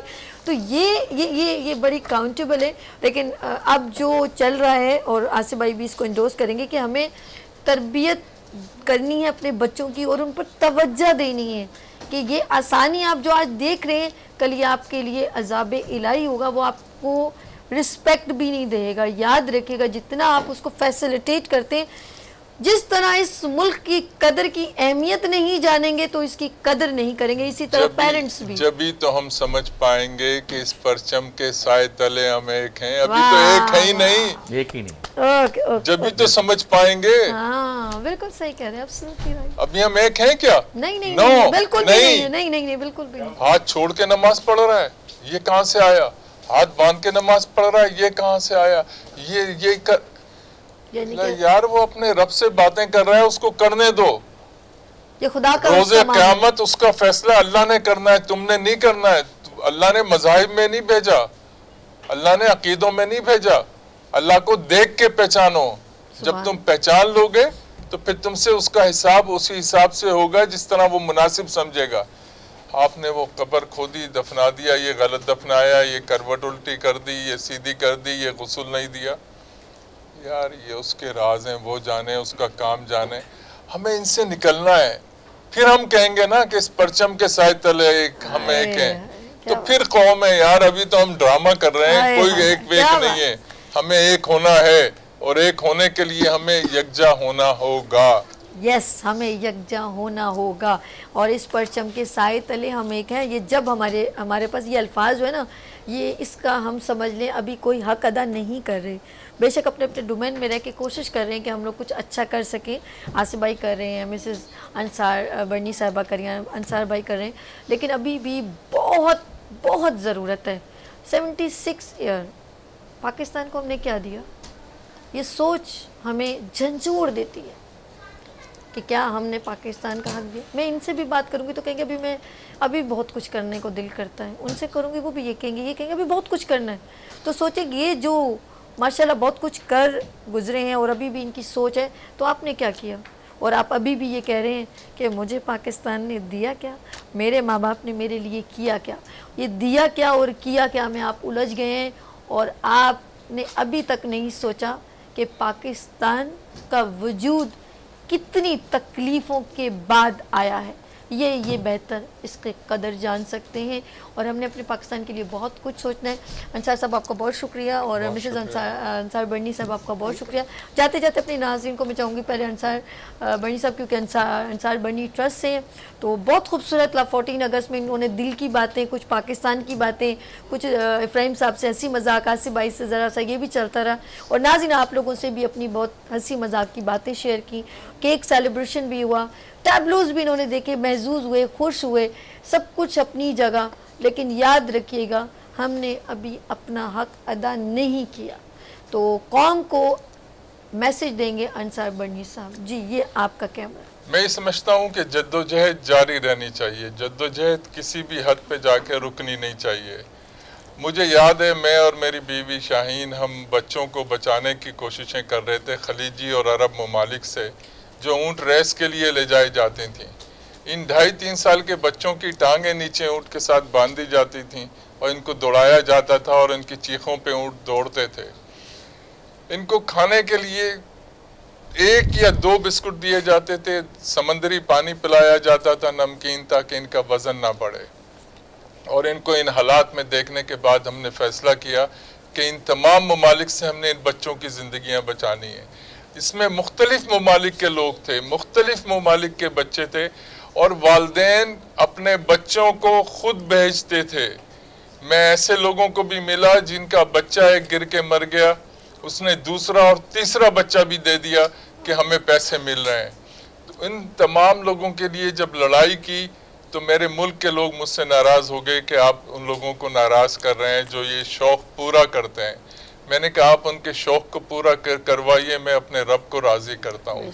और उस जंग के अंदर अल्हम्दुलिल्लाह अल्हम्दुलिल्लाह अल्हम्दुलिल्लाह हमने दर्जनों नहीं, सैकड़ों नहीं, हज़ारों बच्चे इन ममालिक से निकाल के उनके ममालिक पहुँचाए हैं, जहाँ के वो रहने वाले थे उनके वालिदैन तक पहुँचाया। उसका कंपनसेशन भी उनको दिलवाया हमने। और उसकी जगह पाकिस्तान में हमारे लिए मुश्किलात पैदा की गई और अमेरिका के स्टेट डिपार्टमेंट ने मुझे इंटरनेशनल हीरो डिक्लेयर किया। अब आप देखिए कि हम इस्लाम की बात करते हैं, हम मुल्क की बात करते हैं, हम कौम की बात करते हैं, हम एक परचम की बात करते हैं, हमें उसकी कदर नहीं हुई। और फिर उन ममालिक ने जिस तरह तस्लीम किया, ये भी एक तारीख है कि अमेरिका का स्टेट डिपार्टमेंट आपको डिक्लेयर कर रहा है इंटरनेशनल हीरो ह्यूमन ट्रैफिकिंग के खिलाफ पूरी ज़िंदगी लगा के। तो आए हम सब जद्दोजहद न रोकें। 2 दफ़ा हमले भी हुए, नो प्रॉब्लम। जब आप अल्लाह की राह में निकले हैं तो फिर यार या तो आपका अकीदा कमज़ोर है हमारा, या फिर हमारा अकीदा मजबूत है, तो कहीं हम पीछे नहीं हटेंगे। और मेरे ख्याल है कि अभी हमारे जाने के बाद कुछ हमारे साथी ऐसे आएंगे जो इस सिलसिले में मज़ीद काम को अपनी आवाज़ के ज़रिए, अपनी क़ुव्वत के ज़रिए, अपनी ताकत के ज़रिए बढ़ा रहे हैं। तो गुड लक टू यू, और खुदा करे कि मैं अपनी ज़िंदगी में देखूं कि इस परचम के साए तले हम एक हैं। क्या बात है जी। भाभी, आप भाभी ने भी तो मैसेज देना अपने। जी असल तो पूरी जिंदगी, अरे मैंने घर जाना है भाई, वो कहेगी मेरी बात तो सुनी नहीं आपने। अच्छा जी, मिसेस शाहीन अंसार भाई ने, हम इनसे सुनते हैं कि वो अपनी आने वाली जनरेशन को, यूथ को क्या मोटिवेशनल मैसेज देना चाहिए। जी भाभी। मैं इस मौके पे सबसे इम्पोर्टेंट मैसेज वही एजुकेशन से या तरबियत से रिलेटेड, जो मैंने पहले भी बात की, इसी बात को बढ़ाते हुए मैं यही कहूँगी कि मैंने ये महसूस किया है कि कुछ अरसे में, क्योंकि हम बच्चों की तरफ से हमारी तवज्जो बहुत कम होती जा रही है। जैसे कि हमारे वालिदैन की तवज्जो थी, उसके मुकाबले में हम देख रहे हैं कि हमारे मुल्क में, खुसूसन शायद दुनिया में भी, बच्चों के ख़िलाफ़ जराइम में बहुत इजाफ़ा हो रहा है। हाँ, हम सेक्सुअल जराइम की बात करें या वायलेंस की बात करें या तरबियत की बात करें, बच्चे बहुत ड्रग्स कल्चर की तरफ भी जा रहे हैं। उसमें बेशक आप हम स्टेट को इल्ज़ाम दें, अपने जस्टिस सिस्टम को इल्ज़ाम दें, अपनी लॉ इन्फोर्समेंट एजेंसीज़ को इल्ज़ाम दें, लेकिन इसमें कहीं ना कहीं वालिदैन का भी कसूर है। वालिदैन बहुत कम तवज्जो दे रहे हैं। वही बात आती है कि फिर वही बात कि हमने बच्चों को सोशल मीडिया की तरफ, टेलीफोन्स में इधर उधर लगा तो दिया है, लेकिन हम देख नहीं रहे कि वो उस पर देख क्या रहे हैं, मतलब वो किस तरफ जा रहे हैं। वो क्या, बच्चे की तो जहन बहुत कच्चा होता है, वो जो चीज़ देखता है अब्जॉर्ब करता है। तो ज़्यादा तवज्जो दें, यही आपका कीमती तरीन सरमाया है। बाकी काम दुनिया के चलते रहेंगे। अगर बच्चा ही आपका बिगड़ गया, आपके हाथ में नहीं रहा, तो बाकी अगर आपने दौलत कमा ली, शोहरत कमा ली, जो भी कमा लिया, उसका कोई फ़ायदा नहीं है। तो बच्चों की तरबियत पे जोर दें। ये बच्चे हमारा मुस्तकबिल हैं और यही पाकिस्तान को हमें आगे लेके जाएंगे। इंशाल्लाह इंशाल्लाह। Thank you so much Ansar भाई। थैंक यू, बहुत शुक्रिया, जज़ाकल्लाह।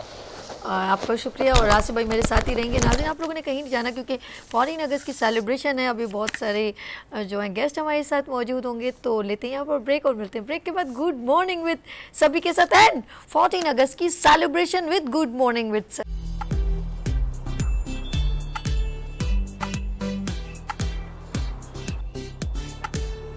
Welcome again, good morning with सभी वीनस एचडी टीवी चैनल पे आप देख रहे हैं। और एक बार फिर मैं आपको खुशामदीद कहती हूँ और आप सबको मुबारकबाद पेश करती हूँ क्योंकि हम लोग सेलिब्रेट करें 14 अगस्त, यानी कि 76 ईयर हो गए हैं पाकिस्तान को। और हम इसमें जितना भी जो हैपनिंग्स जो शामिल कर सकते हैं वो करें, लेकिन साथ साथ बहुत ज़रूरी है हमें पाकिस्तान की जो आने वाली जनरेशन है उनको पॉजिटिव थिंकिंग देना कि सिविक सेंस भी कहलाते हैं, या हम कुछ कहीं पर लैक हो रहे हैं कि हम अपनी यूथ को सही तरह अपनी बात डिलीवर नहीं कर पा रहे। कभी कभी ऐसा भी होता है ना, लैक ऑफ अवेयरनेस लाइक। तो ऐसे कुछ डोमेन में लोग वर्क कर रहे हैं जो यूथ को और हमारे आने वाली जनरेशन को पॉजिटिव जो है वो इमेज दे रहे हैं बात के थ्रू, कुछ पॉजिटिव प्रैक्टिकल के थ्रू। बिल्कुल, मैं एक बार फिर अपने तमाम गेस्ट को वेलकम करती हूँ। उनके इंट्रोडक्शन में आसिफ भाई को एक बार फिर खुश आमदीद। आसिफ भाई से तो अभी बहुत सारी बातें करनी है क्योंकि इनको बहुत सारे अवार्ड्स मिले हैं और मुझे अभी बहुत खुशी भी हो रही है क्योंकि इनको अवार्ड जो सरप्राइज़ है वो भी मैं सवाल में पूछूंगी, वो अवार्ड क्यों मिला है उसके बारे में बताएं। तो आप लोगों ने मेरे साथ ही ज्वाइन रहना है। लेकिन मेरे साथ यहाँ पर एक ऑफ कोर्स गेस्ट मौजूद हैं, मैं 1 बाय 1 उनका इंट्रोडक्शन करती हूँ, देन वो बताएंगे कि मैं एक बात बताऊँ, बहुत सेंसिटिव सब्जेक्ट को वो पिंच करेंगे और बताएंगे कि कहाँ से पाकिस्तानी होने के नाते हम अपना भरपूर किरदार निभा सकते हैं।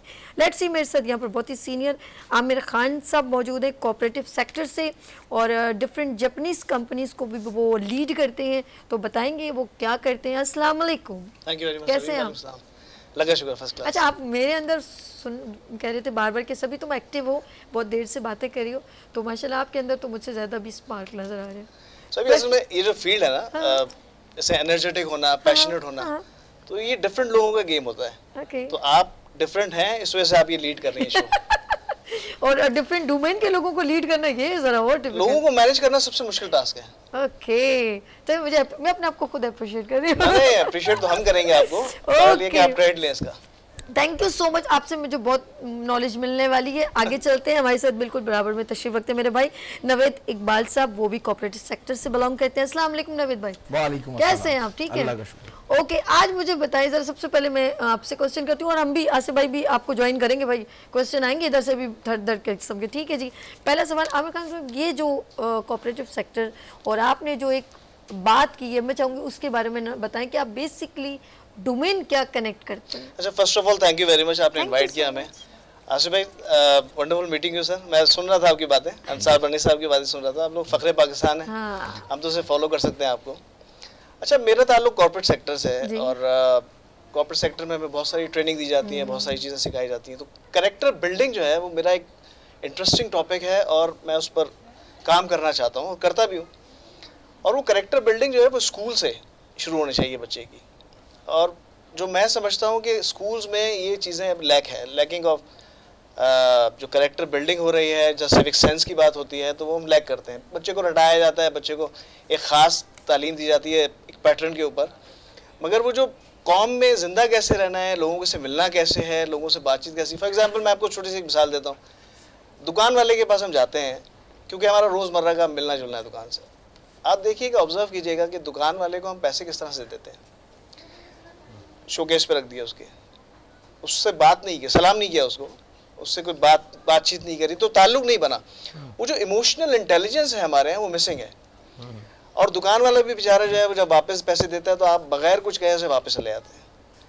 तो अगर आप जापान का विजिट करें तो जापान में जो चेंज देते हैं लोग वो ट्रे में रखकर वापस करते हैं और जो शुक्रिया है वो हारिया तो गुदाइमास करके कहते हैं और वो उनकी ज़बान पे जारी रहता है। यानी thank you very much, thank you. अब लिफ्ट फॉर एग्जांपल, लिफ्ट में आप हैं और कोई आ रहा है, आपने लिफ्ट उसके लिए दरवाज़ा खोल के रखा, अब वो जब अंदर आया तो वो आपको शुक्रिया नहीं करता। यहाँ पर मैं कॉमनली ये देखता हूँ ये इशूज़। और वो शुक्रिया करे, जाने वाला शुक्रिया करे, तो एक तरह से हमारा जो रिलेशनशिप है ना वो स्ट्रॉन्ग होता जाएगा पब्लिक का। और ये चीज़ हमें स्कूलों में और कॉलेजेस में हमें ये बतानी है ताकि वो करेक्टर डेवलप हो सके।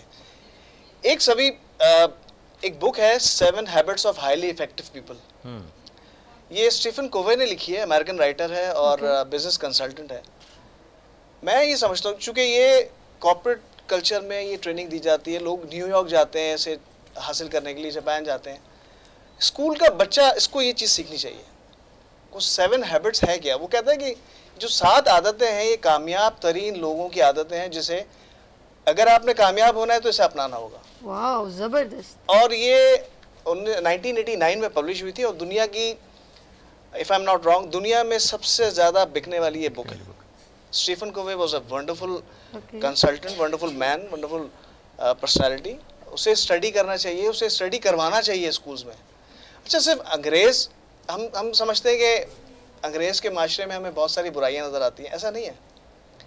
अगर मैं फॉर एग्ज़ाम्पल, मैंने दुनिया देखी, 15-16 मुल्क में देख चुका, वो लोग डेवलप हो चुके हैं, वो सक्सेसफुल नेशन है। हमें उनकी अच्छी आदतों को अपनाना होगा, हमें उनकी तरफ नफ़रत से देखकर या उनकी बुराइयों को दूसरों को बताकर कुछ हासिल नहीं होने वाला। अच्छा, मैं अभी सभी से ये बात कर रहा था कि दुनिया में सक्सेसफुल नेशंस आ चुकी हैं। सही। अब कॉपी पेस्ट, हमारे एक दोस्त है वो कहते हैं कॉपी पेस्ट एक ऐसा मेथड है जो बहुत ही इजी है और उसका रिजल्ट इंस्टेंट है। आपने अब कोई नई चीज़ ईजाद नहीं कर रही। और अगर मैं इस्लाम का हवाला दूं तो नबी करीम सल्लल्लाहु अलैहि वसल्लम ने हमें बहुत सारे अखलाकी उसूल बताए। आप सल्लल्लाहु अलैहि वसल्लम ने तो हमें ज़िंदगी के सारे उसूल बता दिए। वो सारे उसूल आपको कहीं ना कहीं राइज होते हुए या राइज हैं वो दिखते हुए नज़र आते हैं। पाकिस्तान में अनफॉर्चुनेटली हम काफ़ी बिगाड़ का शिकार हो रहे हैं, हो चुके हैं। 76 इंडिपेंडेंस है।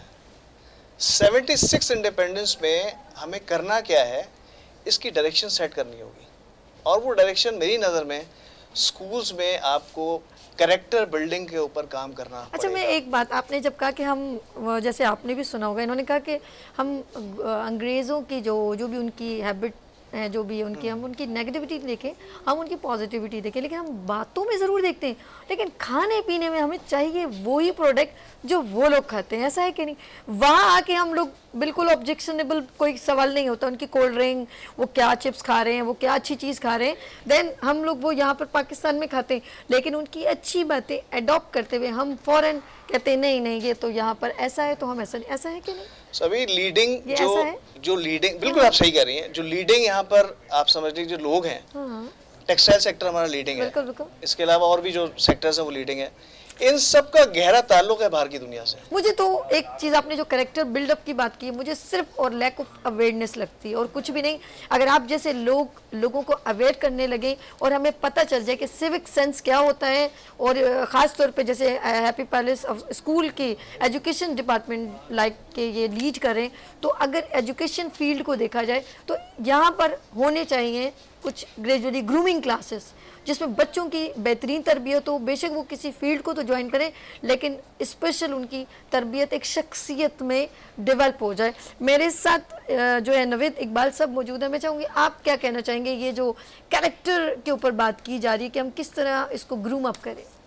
बेसिकली जैसे आमिर साहब ने कहा कि हमें इनिशियल लेवल, मतलब बिल्कुल ग्रास रूट लेवल पे इन चीज़ों को स्टार्ट करना। क्या एज होती है ग्रास रूट? आप क्या समझते? 6 ईयर ओल्ड? बिल्कुल इनिशियल, मतलब आप छोटे बच्चों से स्टार्ट करेंगे उनको चीजें सिखाना, और उनकी एज वाइज जितनी उनकी समझ है, अगर अच्छा शख्स क्रिएट करना है तो सिविक सेंस जो है आप छोटे बच्चे से। अब मैं अगर अपनी बच्ची की बात करूं, मेरी बच्ची ने मुझे चीजें बताई जो मुझे पता नहीं थी ट्रैफिक रूल्स के हवाले से। इट मीन्स के she is getting good education in school. तो मुझे बहुत अच्छा लगा कि अच्छा ऐसे भी होता है। तो और जापान में जो बच्चे स्कूल की सफाई करते हैं बिल्कुल उनको बच्चों को पढ़ाई से ज्यादा शुरू में उनको सिविक सेंस दिया जाता है। सॉरी, आपने कंटिन्यू करना। ये जो आपने कहा ना जापान में स्कूल में बच्चों को एक दिन मिला के वो स्कूल की सफाई करें, इसमें इंपॉर्टेंट चीज़ है कि टीचर भी उनके साथ हो। वो टीचर ये ना कि खुद कुर्सी पे बैठ जाए और बच्चों से सफाई करे, तो पेरेंट्स बोले लो भाई हमारे बच्चे क्या स्कूल साफ करने के लिए रह गए। तो मज़ा है जिस तरह आप बच्चों से कह रहे हैं कि आप अपनी क्लास को, या आज हम लोग 1 मंथ के बाद जो अपने स्कूल को, क्योंकि ये हमारी एजुकेशन तालीम की एक दर्जगाह है, हम इसकी रिस्पेक्ट करते हैं, आज हम इसको साफ करेंगे, कलर्स करेंगे, पेंटिंग करेंगे, लाइक कुछ भी इसको डेकोर करेंगे, तो उसके लिए ज़रूरत टीचर भी उसी तरह, जिस तरह अगर बच्चे से आप डस्टिंग करवा रहे हो तो आप भी डस्टिंग कर रहे हो, तो वो जो एग्जांपल है ना वो बड़ी वंडरफुल बात आपने की। असल में ये कॉन्सेप्ट है ट्रेन द ट्रेनर, जो ट्रेन करेगा पहले उसे ट्रेनिंग हासिल यानी कि वो ऑर्डर ना करे, वो खुद ट्रेनर। असल में तो वो जब उसे पता होगा तो वो ट्रेन करेगा, ट्रेन द ट्रेनर का कॉन्सेप्ट। आसिफ भाई आपने देखा होगा रोड पर हम जाते हैं, कोई रास्ता दे दे हमें, हम बगैर शुक्रिया किए चले जाते हैं उसका। बिल्कुल ऐसे, बिल्कुल ऐसे। हम किसी को रास्ता देने को तैयार नहीं है। और अब तो खैर ये हॉस्पिटल में मैंने एक बात नोट की है कि यही हम लोग, यही पाकिस्तानी शहरी दूसरे मुल्क में जाता है तो सारे डिसिप्लिन का ख्याल करता है। यहाँ पे ना सिग्नल का ख्याल किया जाता है, सजना कोई भी चीज खा रहे हैं, पान खाया, पीक मार दी, रैपर नीचे फेंक दिया। मैं कहता हूँ ये सबसे बड़ा फुकदान यही है कि हमारे मुल्क से, अपने मुल्क से लोग मोहब्बत ही नहीं करते हैं। इसको इनके दिलों के अंदर ये उजागर करना पड़ेगा, उनको सिखाना पड़ेगा, उनको बताना पड़ेगा कि भाई इसकी वजह से तुम हो, वरना आज तुम जहां जो मुल्क आज़ाद नहीं है उनका क्या हशर हुआ है, कैसे वहाँ पे बमबारी होती है, किस तरह से जो है वहाँ पे रोज़ाना कैजुअलिटीज़ होती रहती हैं। लिहाजा इसकी कदर करें, ये हमारा मुल्क है, यहाँ पे हमारी सुनी जाती है, हमारी समझी जाती है, तो लिहाजा जो है हमें उसके हिसाब से चलना चाहिए। यहाँ पे मैं महसूस करता हूँ, मैं देखता हूँ, जैसे कि आपने जापान की बात की, जापान के अंदर 6 साल तक तो जो है ना पढ़ाते ही नहीं कुछ भी, 6 साल तक तो उनको जो है ना सकाफत के बारे में बताता है, उनको डिसिप्लिन बताई जाती है, उनको बताया जाता है कि किस तरह से जो है ना बात करनी है, किस तरह से करनी है। क्लासेस के अंदर डेली पहला जो पीरियड होता है उनका, वो पहला पीरियड समझ लें उसको, वो सफाई करते हैं, अपनी डस्टिंग करते हैं और सारी चीजें करते हैं, ठीक है ना। यहाँ पर रहने का एक प्रैक्टिस समझ लें, बिल्कुल, बहुत बहुत ही अच्छी बात आपने की। और यहाँ पर इसके बरक्स है, अगर यहाँ पे अगर टीचर भी साथ मिल जाए, जैसे सभी ने कहा, और इस तरह से अपने स्कूल को साफ रखा जाए, जहाँ पे हम खुद बैठते हैं, यानी कि माजरत के साथ कि एक जानवर है, मैं नाम नहीं ले रहा, कि वो भी बैठता है तो पहले सफाई करता है फिर बैठता है, ठीक है ना। यहाँ पे इंसान जो है ना जहाँ पे बैठ रहा है और वो अपना इस चीज का ख्याल ही नहीं करता और उल्टा कचरा फेंकता है सर जिस गली में चले जाए। अब कराची जैसा शहर जहाँ पे 3 करोड़ की आबादी है, वहां पे बदतरीन शहरों में से एक शहर है जो कि साफ सुथरा नहीं है, जहां पर जो है गंदगी का ढेर है, जिस गली से गुजर जाए वहां उस गली के अंदर ढेर ही ढेर है। हुकूमत भी कितना करे, कैसे करे, जब हम में अपने आप में इस्लाह करने की सलाहियत नहीं है, तो फिर वही वाला बात है कि जी जब आप अपना ख्याल नहीं करते तो दूसरा कैसे ख्याल करेगा। सर सभी ने भी एक बात की आज़ादी के ऊपर, आज़ादी एक नेमत है और हर इंसान को यहाँ पर अपने आप को इम्पोर्टेंट और रिस्पॉन्सिबल समझना होगा। अब सभी आपकी जो टीम है, ये टीम अगर यहाँ ना हो तो ये शो नहीं चल सकता, नहीं पॉसिबल ही नहीं पॉसिबल। ये नेशन भी एक टीम है, बिल्कुल। इस टीम के हर इंडिविजुअल को अपने आप को इम्पोर्टेंट समझना है, उसको रिस्पॉन्सिबल। अगर आपकी इजाजत हो तो ये 7 आदतें मैं क्विकली निपटाऊं। जी बहुत मैं बताऊं आपको, ये बेसिकली इसने स्टीफन कोवेन ने जो पहला नंबर दिया वो दिया be proactive. Okay, be proactive का मतलब ये हुआ, वो कहता है कि जब आप काम करें तो रिस्पॉन्सिबिलिटी के साथ करें। आपने जो भी काम करना है उसकी रिस्पॉन्सिबिलिटी आप खुद लेंगे, किसी दूसरे को ब्लेम नहीं कर सकते, आप उसे दूसरे को ब्लेम नहीं करेंगे। नंबर 1 वो बात ये कहता है। और उसके अलावा वो ये कहता है कि वो काम कीजिए जो आपके दायरे इख्तियार में है, बिल्कुल। वो काम जिसका आपसे कोई ताल्लुक नहीं है उस पर ज्यादा तवज्जो ना दें, अदरवाइज आप डिस्ट्रैक्ट हो जाएंगे। ये पहली उसकी आदत है जो सक्सेसफुल होने के लिए लोगों को अपनानी है।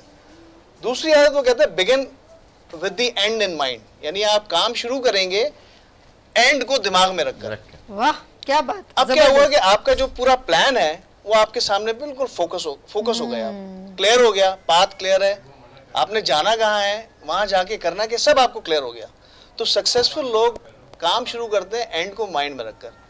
तीसरी बात में ये कहता है सर कि पुट फर्स्ट थिंग फर्स्ट, यानी पहली चीज पहले होगी, पहली चीज को पहले नंबर पर रखना है।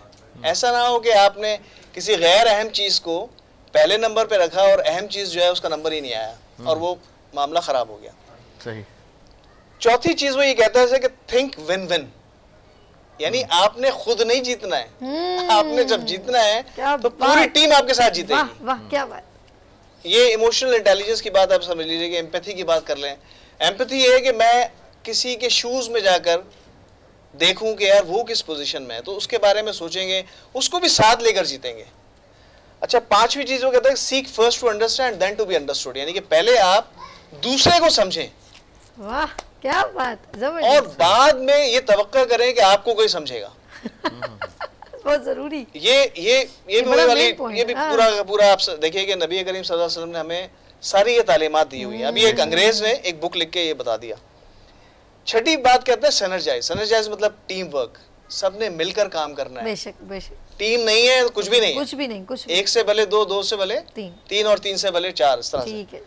और sharpen the saw last habit है। शार्पन द सॉ का मतलब ये कि हर वक्त तैयार रहना है। अपने हथियार, अपने आरे सब तैयार रखो। हमारे एक बहुत हरदिल अजीज दोस्त हैं, कारपेंटर, यानी वुडवर्क का काम करते हैं। वो कहते हैं हमें जो पहला सबक दिया जाता है वो ये देते हैं कि हमारे सारे जो औजार हैं वो तैयार रहें, काम है या ना है वो औजार तैयार रहें। इसी तरह से हमें तैयार रहना है, किसी वक्त भी कोई भी हमें टास्क मिल सकता है। तो स्टडीज को, बच्चों के लिए स्टडीज, कॉलेज का बच्चा है वो कॉलेज जाए, कॉलेज के एनवायरनमेंट को एंजॉय करे। ऐसा ना हो कि वो कॉलेज से बेबहरा हो। मैं DHA कॉलेज का स्टूडेंट हूँ और अभी भी मैं वो मेमोरीज को चेरिश करता हूँ। क्या ज़बरदस्त मेमोरी है मेरी। उसके बाद जो आप यूनिवर्सिटी जा रहे हैं उससे एंजॉय करें, पूरी जर्नी को एंजॉय करते जाना है और तैयारी आप करते में एक चीज इंक्लूड करें ना। माशाल्लाह नवेद सब मौजूद हैं, इनसे जरा सा एक सॉन्ग हो जाए, जरा ये माइक लीजिए और जरा हम चाहेंगे आप आज आप सरप्राइजिंगली शॉक्ड होने वाली हैं, इतना खूबसूरत गाते हैं। चलें जी हम सुन लेते हैं जी। माइक करीब रखिएगा। यस है जज्बा जुनून तो हिम्मत नहार, है जज्बा जुनून तो हिम्मत नहार, जुस्तजू जो करे वो छुए आसमान, मेहनत अपनी होगी पहचान, कभी ना भूलो सबकी नजरों में पाकिस्तान, कभी न भूलो पाकिस्तान है हमारा, पाकिस्तान है हमारा। वाह क्या बात है, जबरदस्त। पाकिस्तान है तुम्हारा, पाकिस्तान है हमारा। मैं आसिफ भाई से लास्ट क्वेश्चन करना चाहूँगी। आसिफ भाई माशाल्लाह हमारे प्रेसिडेंट ने आपको, आरिफ अलवी साहब ने अवार्ड दिया, थोड़ा उसके बारे में मैं चाहूँगी आप ज़रा सा बताएं कि किस खास बात आपको अवार्ड दिया? सदर पाकिस्तान आरिफ अलवी साहब ने गवर्नर हाउस के अंदर इमरान इस्माइल की मौजूदगी के अंदर, जिस वक्त वो गवर्नर थे, उसमें हैप्पी पैलेस ग्रामर स्कूल को फास्टेस्ट ग्रोइंग स्कूल का अवार्ड दिया। इसका बाकायदा एक सर्वे हुआ, ये ऐसी अवार्ड नहीं मिला मुझको, बाकायदा इसका सर्वे हुआ। सर्वे के अंदर ये आया कि हैप्पी पैलेस ग्रामर स्कूल बड़ी तेज़ी से जो है ग्रो कर रहा है, इसकी स्ट्रेंथ भी बढ़ रही है, इसकी क्वालिटी ऑफ एजुकेशन भी बहुत अच्छी है। और इन तमाम चीज़ों को मद्देनज़र रखते हुए मेरा नाम सेलेक्ट हुआ, मेरे स्कूल का नाम सेलेक्ट हुआ और मुझे फास्टेस्ट ग्रोइंग का अवार्ड मिला। और आपको एक और भी बात बताऊं कि ये एक वर्ल्ड रिकॉर्ड है, वर्ल्ड रिकॉर्ड है इसका, मैं बिल्कुल वसूख के साथ कह रहा हूँ। गिनीज बुक में आना चाहिए कि क्वार्टर किलोमीटर, सिर्फ क्वार्टर किलोमीटर के ऊपर हैप्पी पैलेस ग्रामर स्कूल की 12 ब्रांचें जो कि मुख्तलिफ एड्रेसेस की है ना, दुनिया में कहीं भी ऐसा नहीं है कि क्वार्टर किलोमीटर के ऊपर जो 1 2 4 ब्रांचें तो हो सकती है, लेकिन 12 ब्रांचें वो भी मुख्तलिफ एड्रेस के ऊपर जो है वो हैप्पी पैलेस स्कूल। तो इन तमाम चीज़ों को मद्देनज़र रखते हुए ये अवार्ड जो है हैप्पी पैलेस स्कूल को मिला, तो ये मेरे लिए एक बड़ी फख्र की बात है। Great great great. नाज़रीन आप लोगों ने कहीं नहीं जाना, बहुत खूबसूरत अंदाज में आने वाली जनरेशन के लिए गुफ्तगू चल रही है। आसिफ साहब मेरे साथ मौजूद हैं, represent of happy palace school, founder हैं, चेयरमैन हैं माशाल्लाह। नवेद साहब मौजूद हैं, आमिर साहब मौजूद हैं, नवेद साहब मौजूद हैं। आप लोगों ने कहीं नहीं जाना क्योंकि वी आर सेलिब्रेट 14 अगस्त। लेते हैं यहाँ पर ब्रेक और मिलते ब्रेक के बाद गुड मॉर्निंग विद सभी के साथ।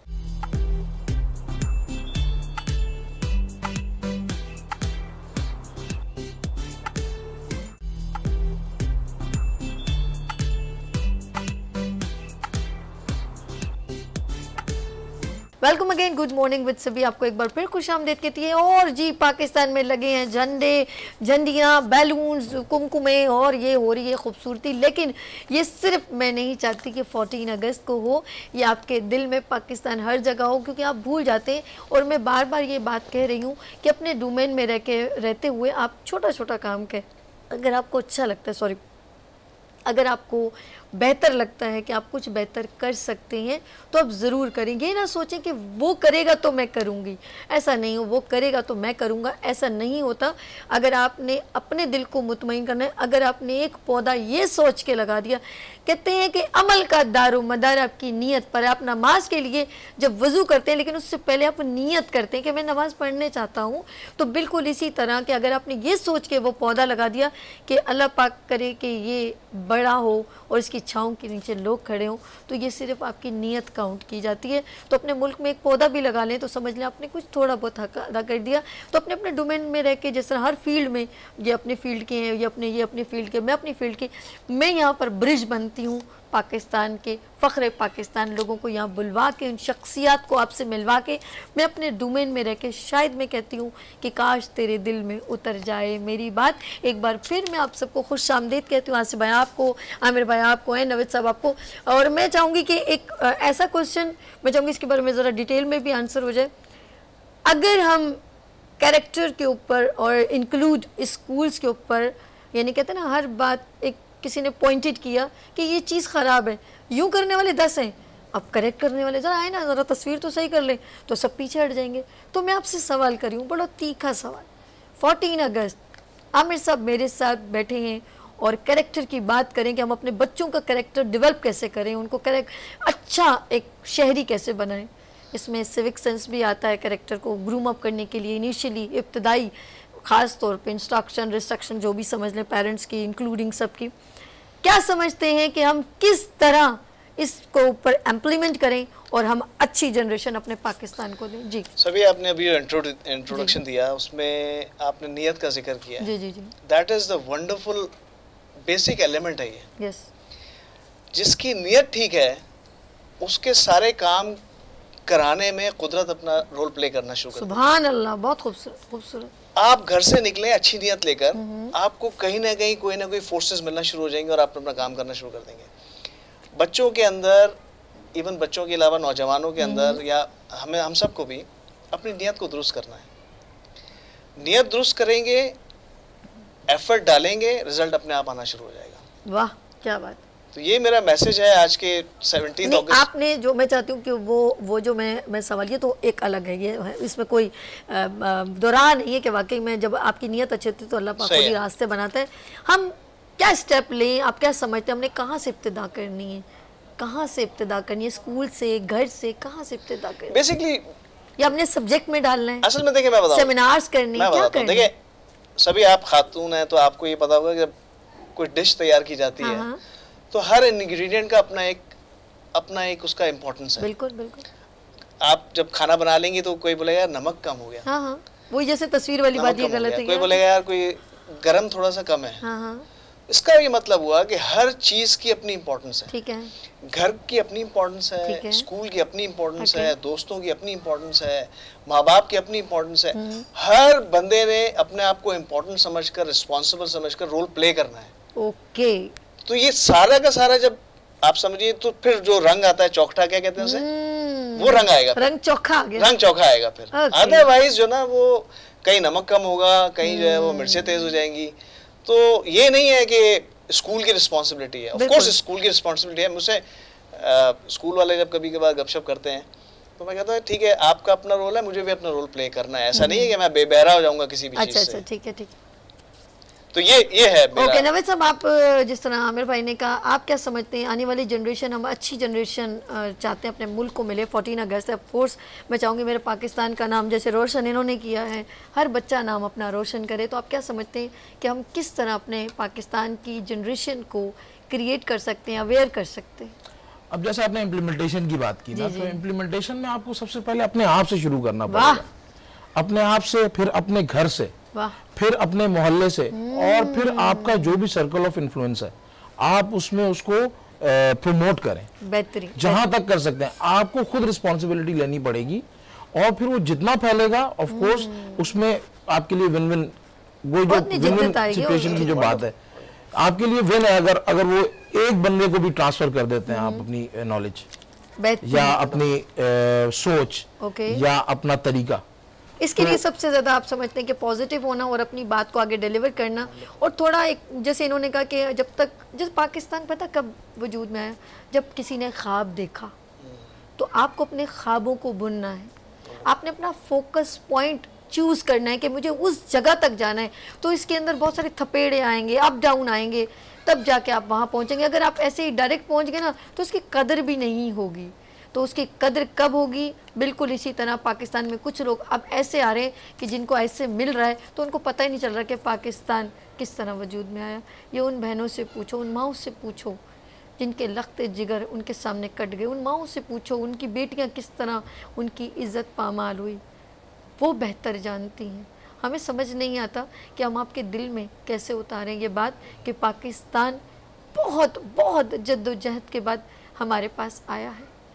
जब रेल से कटी हुई वो लाशें मेरी आंखों के आगे नज़र आती हैं और कायद-ए-आज़म मोहम्मद अली जिन्ना वहाँ खड़े होकर देख रहे थे कि कब वो ट्रेन आएगी जहाँ बहुत सारे मुसाफिर आएंगे, तो उनको कोई भी नहीं नज़र आया, उनको सब वहाँ पर कटी हुई लाशें नज़र आएँ।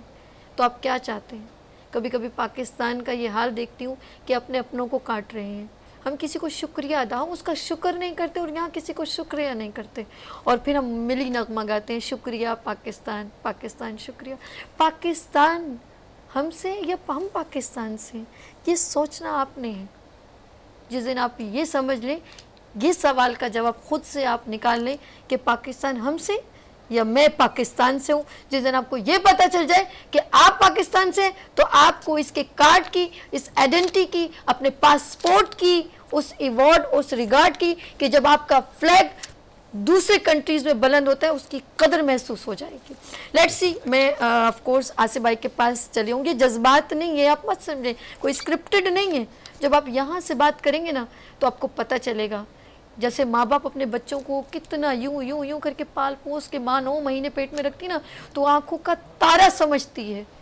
लेकिन जब इस उम्र को पहुंच जाती है, क्या आप जवान होते हैं तो माँ को उस तारे से समझते हैं कि ये मेरी माँ मेरी आंखों का तारा है? और जो समझता है वो फल पाता है, जो नहीं समझता वो खाक हो जाता है। लेट्स सी, हम चलते हैं आसिफ भाई की तरफ। और आसिफ भाई ये बताइएगा, माँ बाप की दुआएं ऐसा ही है, मैं तो सच समझती हूँ माँ बाप की दुआओं से अल्लाह पाक ने आपको बहुत इज़्ज़त मकाम दी, और माशाल्लाह आप फील्ड भी आपने एक एजुकेशन, और सबसे ज़्यादा जिम्मेदारी आपके कंधों पर आ गई कि आप आगे जनरेशन आपके स्कूल से पास आउट होके बच्चे जा रहे हैं। कैसा लगता है कि मेरे अल्लाह पाक ने मुझे कितना अच्छा मुंतखब किया और कितना अच्छा प्रोफेशन दिया?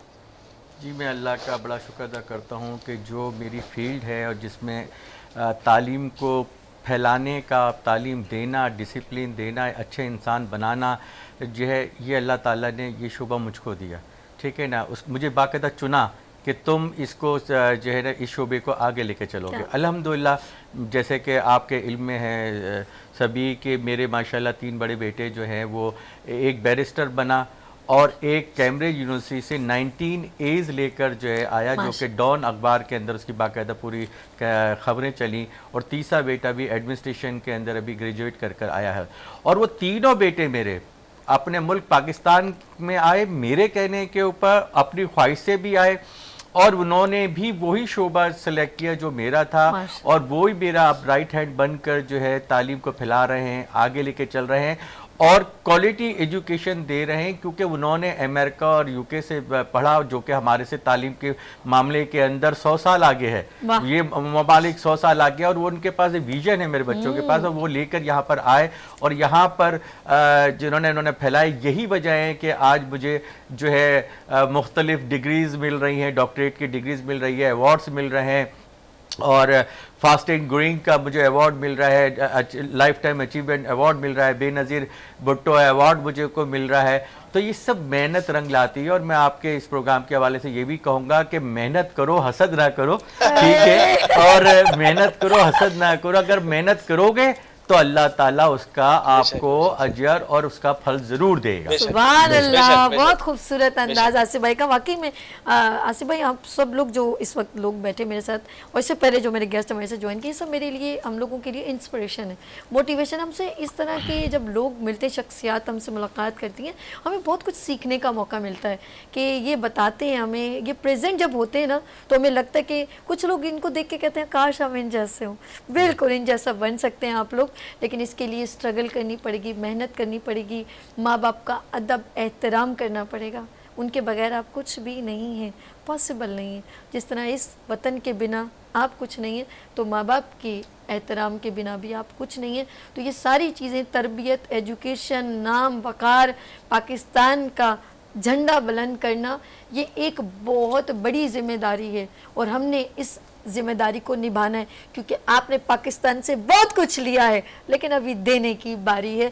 मैं चाहूँगी वन बाय वन सबसे ज़रा मैसेज ले लेते हैं और आखिर में आसिफ भाई से लेंगे। पहले हम लोग उनसे लेते हैं। आमिर भाई, अपने जो जितनी भी कौम, अपनी नेशन को 14 अगस्त पे क्या पैगाम देना चाहेंगे? सभी सबसे पहले तो मैंने आपसे बहुत कुछ सीखा आज। ये कलरफुल शो लगाना, लोगों को यहाँ पर मधु करना, उनको मैनेज करना, this is wonderful, wonderful job. Secondly, आपने अभी माँ बाप का जिक्र किया, माँ बाप ही सब कुछ है। बिल्कुल। और एक दुआ है, रब्बिर हमहुमा कमा रब्बयानी सगीरा, कि जिस तरह से इन्होंने मेरी परवरिश करी बचपन में, इसी तरह से इनके साथ अल्लाह पाक जो है वो नरमी से पेश आए। मफहूम बता रहा हूँ आपको, माँ बाप के साथ बहुत अच्छे तरीके से पेश आइए। माँ बाप से बाहर आते हैं तो फिर ऑफ कोर्स बहन भाई आ गए, अपने घर वाले, बेगम हो गई है, बेगम है तो उनके लिए मियाँ, बच्चे हैं, खूबसूरत रिश्ते जितने भी लोग हैं, उन सब के साथ अच्छे से बर्ताव रखें, उन सब का ख्याल रखें, अपना भी ख्याल रखें, ताकि वो जैसे नवीद ने बात की थी, ताकि सोसाइटी फिर बढ़ती जाए और एम्पैथी का जो कॉन्सेप्ट है उसको डेवलप करें। क्या बात है, ज़बरदस्त। आमिर भाई बहुत शुक्रिया। मैं नवीद साहब से बोलूँगी, अपने कौम को क्या आप पैगाम देना चाहेंगे? यस सबसे पहले तो मैं ये कहना चाहूँगा, it was player coming here and it was an amazing time here, और बहुत कुछ सीखने को मिला डेफिनेटली। और मैं ये मैसेज देना चाहूँगा कि अपनी इम्प्रूवमेंट के साथ अपने आसपास के लोगों को भी जो है वो साथ लेके चलें और उनकी इम्प्रूवमेंट का भी ख्याल रखें। और मेरे ख्याल में इसी में पाकिस्तान की जो है वो बेहतरी भी है। तो मेरा ये मैसेज है आप सबके लिए। ओके, सबको लेके चलना है। और ये वैसे भी मैं कहूँगी कि हमारे नबी का फरमान है, वो सबको एक अच्छा पॉजिटिव पैगाम रसा। हमारी सबसे बेहतरीन तो मिसाल उनकी है। मैं आसिफ भाई से ज़रा डिटेल में पूछूंगी, आसिफ भाई अपनी कौम को, आने वाली जनरेशन को क्या पैगाम देना चाहेंगे? जी, Mohammad Asif Khan, Happy Palace group of Pakistan. आज जश्न आज़ादी का दिन और 76वीं सालगिरह हम सेलिब्रेट कर रहे हैं पाकिस्तान ये कैमरे से बात कीजिए। पाकिस्तान की हम सेलिब्रेट कर रहे हैं। तो मैं सबसे पहले थोड़ा हट के मैसेज देना चाहूँगा, जो कि मैं महसूस करता हूँ और इस वक्त जो माहौल चल रहा है उसके हिसाब से मैं मैसेज देना चाहूँगा। ये इलेक्शन का दौर है और अब जो है वो इलेक्शन होंगे और नई हुकूमतें आएंगी। तो सबसे पहले तो मैं अपने सियासतदानों से कहूँगा कि खुदारा आप लोग अपने बारे में ना सोचिए। मैं खुल के बात कर रहा हूँ, आज़ादी का दिन है, आज़ाद होकर मैं बात कर रहा हूँ कि आप जो है अपने मुल्क के बारे में सोचिए, अपने लिए ना सोचिए। अपने बच्चों के लिए जो आप सोच रहे हैं वही आप मुल्क के लिए सोचें। क्योंकि जब हम खबरें पढ़ते हैं और देखते हैं और पता चलता है कि एक एक जो मिनिस्टर है उसके 700 अरब की प्रॉपर्टीज़ हैं और जो है असम्बलियों के अंदर लोग एक दूसरे के गिरबान पकड़ रहे हैं और आइन की शिकों को फाड़ के फेंक रहे हैं। और जो है इससे क्या हमारे बच्चे क्या सीखेंगे और क्या करेंगे? अब रोल मॉडल होते हैं, हमारे सियासतदान जो होते हैं हमारे रोल मॉडल होते हैं, और ये रोल मॉडल जो है वो सिर्फ अपनी जेबें भर रहे होते हैं और जो है मुल्क के बारे में नहीं सोच होता। जैसे कि मैं अभी देख रहा था कि असम्बली के अंदर बिलावल ने एक बात कही कि जी जो भी सियासतदान होता है वो जेल में ज़रूर जाता है। अगर हम सबको देखें तो वो जेल में ज़रूर जाते हैं और उनको आगे नस्लों के लिए भी उन्होंने कहा कि कल मरियम को या मुझको भी जेल में जाना पड़ेगा। आखिर ऐसी नौबत आती क्यों है? आखिर ऐसा माहौल क्यों पैदा? ये रिवेंज का बदले का जो है ना दौर कब ख़त्म होगा?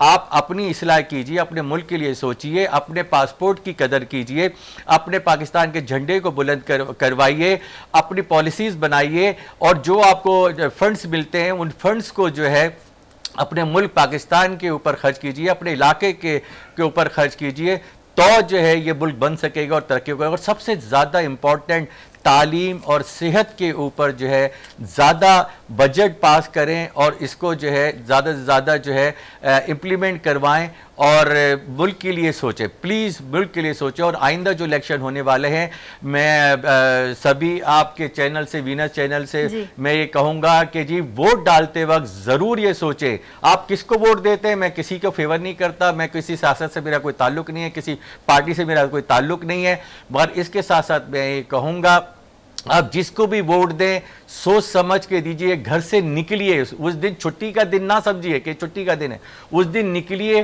वोट डालिए, ताकि अपने मनपसंद और शरीफ लोगों को वोट डालिए, जो मुल्क की बेहतरी के लिए सोचते हैं उनके लिए वोट डालिए। तो मुझे उम्मीद है कि इंशाअल्लाह ये मुल्क ज़रूर तरक्की करेगा। और मैं अपने बच्चों के लिए एक मैसेज देना चाहूँगा कि वक्त को ज़ाया ना करें, ये वक्त बहुत कीमती चीज़ है। ये घड़ी देखे क्लॉकवाइज चलती रहेगी, आगे बढ़ती रहेगी, किसी का इंतज़ार नहीं करती। लिहाजा आपने वक्त की कदर करनी है, वक्त की इंपॉर्टेंस को समझना है। अगर वक्त की कदर करेंगे तो आप बहुत आगे जाएंगे, वरना मिट जाएंगे और आपका नाम भी नहीं रहेगा। तो बस मेरा यही मैसेज था सभी, और मैं चाहूँगा कि आपके चैनल के हवाले से मैंने जो ये मैसेज दिया है, और इस उम्मीद के साथ कि सियासतदानों को बुरा नहीं लगेगा, मैंने एक सच और हकीकत कही है जी। शुक्रिया। बस कोई नहीं, वो जिसको बहुत बुरा लगता है हम उनको कहेंगे 2 रोटी ज़्यादा खा ले, पाकिस्तान का इतना खा रहे हैं 2 रोटी ज़्यादा खा ले, लेट्स सी। लेकिन मैंने इसलिए कहा कि ऑफ कोर्स आप बहुत सीनियर भी हैं और आपने पाकिस्तान का नाम रोशन किया, तो मैं चाहूँगी एक डिटेल में आपका जो पैगाम है लोगों तक पहुँचे। और साथ साथ पैगाम के साथ साथ बात ये कि हम अपने बच्चों को ये जो मिली नगमों के थ्रू उनके अंदर पाकिस्तान की मोहब्बत उजागर करते हैं, ये बड़ा प्यारा टच है और इस टच को भूलना नहीं चाहिए। और बार बार हम फ्लैग लगाते हैं, जो झंडियाँ लगाते हैं, कि केक सेलिब्रेशन करते हैं, लाइट्स लगाते हैं, कुछ भी करते हैं, सॉन्ग सुनाते हैं, ये बहुत ज़रूरी है ताकि हमारे बच्चों को पता चले कि हमारा पाकिस्तान 14 अगस्त को इसकी इन्वेंशन हुई, इंडिपेंडेंस डे यानी कि आज़ादी। लेकिन साथ साथ बताएं कि आज़ादी की कदर क्या है, छोटी छोटी चीज़ों से उनको एक मैसेज ज़रूर दें कि बेटा किसी से झूठ नहीं बोलते, किसी से बड़े से बदतमीज़ी नहीं करते। इस खूबसूरत दिन में अगर आप ये छोटे छोटे पैगाम देंगे ना, तो आप समझेंगे थोड़ा आपने किरदार निभा लिया है पाकिस्तान से मोहब्बत करने का। और अभी मेरे साथ प्यारे प्यारे बच्चे हैं, देखें वो कौन सा मिली नगमा सुनाते हैं और हम उनको अप्रिशिएट करेंगे। लेट्स सी, देखते हैं खूबसूरत सा मिली नगमा प्यारे प्यारे बच्चों के साथ। नाज़रीन, बच्चे यहाँ पर आ गए हैं, प्यारे प्यारे बच्चे नाज़रीन यहाँ पर आ गए हैं। आसिफ भाई देख रहे हैं बच्चों के हाथ में फ्लैग भी है, और बच्चों ये फ्लैग आपने इसी तरह मेरी तरह जो है हर साल की तरह लपेट के घर में रख लेना है, और अपने बिल्कुल इसको ज़मीन पे नहीं गिरने देना, क्योंकि ये ही हमारे लिए फ़ख्र पाकिस्तान है। तो हो जाए एक खूबसूरत सा सॉन्ग। और जी मिली नगमा, मिली नगमा। आज आपके साथ जो है सिटी स्कूल पीएफ चैप्टर के बच्चे हैं। कौन से school? City school PF chapter. City school PF chapter और से ये बच्चे पफ्फा एजुकेशन सिस्टम की। वाह, इन्होंने बड़ा प्यारा भी मिली नगमा सुनाया। और अब हम शुरू कर रहे हैं। कैसे? ओके भाई, 1 2 3 गो। चलिए। दिल दिल पाकिस्तान जान जान पाकिस्तान, दिल दिल पाकिस्तान जान जान पाकिस्तान, ऐसी ज़मीं और आसमां इनके सिवा जाना कहाँ, बढ़ती रहे ये रोशनी, चलता रहे ये कारवां, दिल दिल पाकिस्तान जान जान पाकिस्तान, दिल दिल पाकिस्तान जान जान पाकिस्तान, दिल दिल से मिलते हैं तो प्यार का चेहरा बनता है, चेहरा बनता है। फूल खिले रोए तो फिर सहरा बनता है, सहरा बनता है। दिल दिल पाकिस्तान जान जान पाकिस्तान, दिल दिल पाकिस्तान जान जान पाकिस्तान, दिल दिल पाकिस्तान,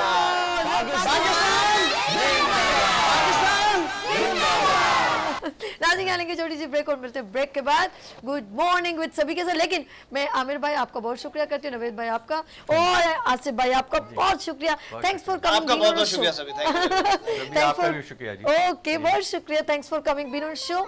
अच्छा जी, मैं यहाँ पर लेंगे हम लोग ब्रेक और मिलते हैं ब्रेक के बाद गुड मॉर्निंग विद सभी के साथ, और हम लोग चलेंगे जी हाँ cake cutting celebration. Yes, let's see, लेते हैं ब्रेक और मिलते हैं ब्रेक के बाद गुड मॉर्निंग विद सभी के साथ।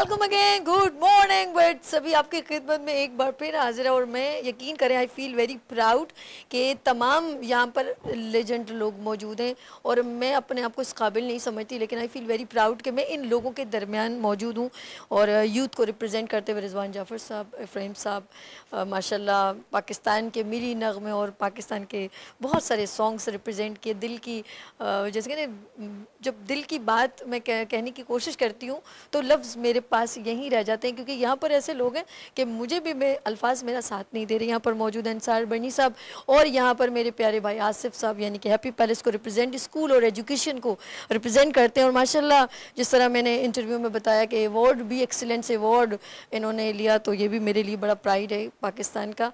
और मिसेस अंसार बनी शाहीन बाजी भी यहाँ पर मौजूद हैं। और यहाँ पर जो सरप्राइज़ है, मैं पाकिस्तान 14 अगस्त की बात कर रही हूँ। 14 अगस्त तो है ही है, यानी कि 76 ईयर हो गए हैं हमारे पाकिस्तान को, 76 ओके। लेकिन यहाँ पर 3 केक आप नाज़रीन देखें, क्योंकि मेरी भी बर्थडे है और यहाँ पर अंसार बनी साहब की भी बर्थडे है और यहाँ पर रिजवान भाई के बेटे की भी बर्थडे है और आसिफ साहब के इब्राहिम साहब की भी बर्थडे, यानी कि केक जो है इसीलिए बहुत सारे आप लोग देख रहे हैं। और इनकी मिसेस की भी बर्थडे है जी। रिजवान भाई देख रहे हैं ना, ये हो रहा है सरप्राइज, क्या ताल्लुक जो है। अच्छा पहले हम पाकिस्तान की बर्थडे सेलिब्रेट करते हैं, फिर अंसार साहब की, फिर सबकी 1 बाय 1, ठीक है जी। और अली भाई यहाँ पर मौजूद है, ये हमारे साथ गैदरिंग करने के लिए थैंक यू सो मच भाई, आपका भी बहुत शुक्रिया। मोटिवेशनल स्पीकर हैं और सोशल एक्टिविस्ट हैं। अच्छा जी, हम बात कर रहे हैं और केक की बिस्मिल्लाह करें। सबसे पहले वी आर गैदर और बहुत ही सीनियर मेरे इफ्राहिम साहब और अंसार भाई साहब, मैं चाहूँगी प्लीज़ आप लोग ज़रा आप आ जाए बिस्मिल्लाह करें। पहले हम पाकिस्तान, आसिफ भाई आ जाए जी, बिस्मिल्लाहिर्रहमानिर्रहीम और जी बिस्मिल्लाहिर्रहमानिर्रहीम। ओके, ये हमने पाकिस्तान हमेशा कायम और दायम रहे और दुश्मनों की नज़र बद से अल्लाह पाक बचाए। और अब ये आप ज़रा, क्योंकि मैं चाहूँगी ये आप इधर आ जाएं और स्पेशल आपके लिए इसको ज़रा सा इधर कीजिएगा, मुझसे मूव नहीं हो रहा। रिजवान भाई ज़रा सा आगे कर लीजिए। यस चले जी, अब हम करेंगे हैप्पी बर्थडे जी। यस ज़रा ज़ोर से हो गए, हैप्पी बर्थडे, क्या बात।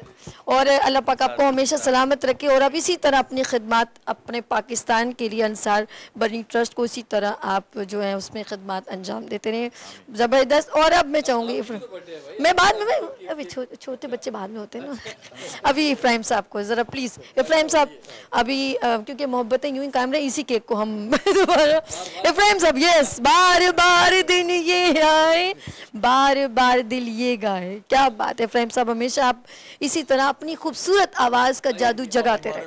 और आसिफ भाई अभी यहाँ पर आप इस साइड घूम के आए, कोई बात नहीं आप आए, हम कोई मसला नहीं, हम शाहीन बाजी आप इधर इनको आसिफ भाई आ जाए सेंटर में, आसिफ भाई कोई मसला नहीं। ये वाह भाई वाह, क्या बता, आसिफ भाई की मलिया खान की जो है बर्थडे है और सभी ने अपनी मोहब्बत में जो है मुझसे कहा है कि अपनी वाइफ के नाम से आप केक काटें, तो मैं यहाँ पे केक काट रहा हूँ और मैं मलिया को मुबारकबाद भी पेश करता हूँ। वाह क्लैप करें मलिया भाभी के लिए। ये तो हम सबसे ज्यादा बीवी से डरते हैं भाई, इतना खौफ जी, इतना डरता अभी आप अपने बेटे की बर्थडे को, ओके ऐसे कैसे रिजवान भाई, ओके रिजवान भाई की बेटे क्या नाम है? देखिए अली नाम है, मोहम्मद अली रिजवान, वैसे मैं मोहम्मद अली जिन्ना ही रख रहा था चले जी, हैप्पी बर्थडे टू यू, सदा हमेशा खुश रहो, अपने बाबा का नाम रोशन करो। और कोई यस, अब मेरा नंबर है और मेरा ऐसे बाद में छोटे बच्चे काटेंगे तो आप छोटी बच्ची बन के केक काटिए। ये देखिए स्पेशल केक है। जी सभी, मैं आपके लिए गाना गाऊंगा, बिल्कुल बेफिक्र रहें। Happy birthday to you, happy birthday to you,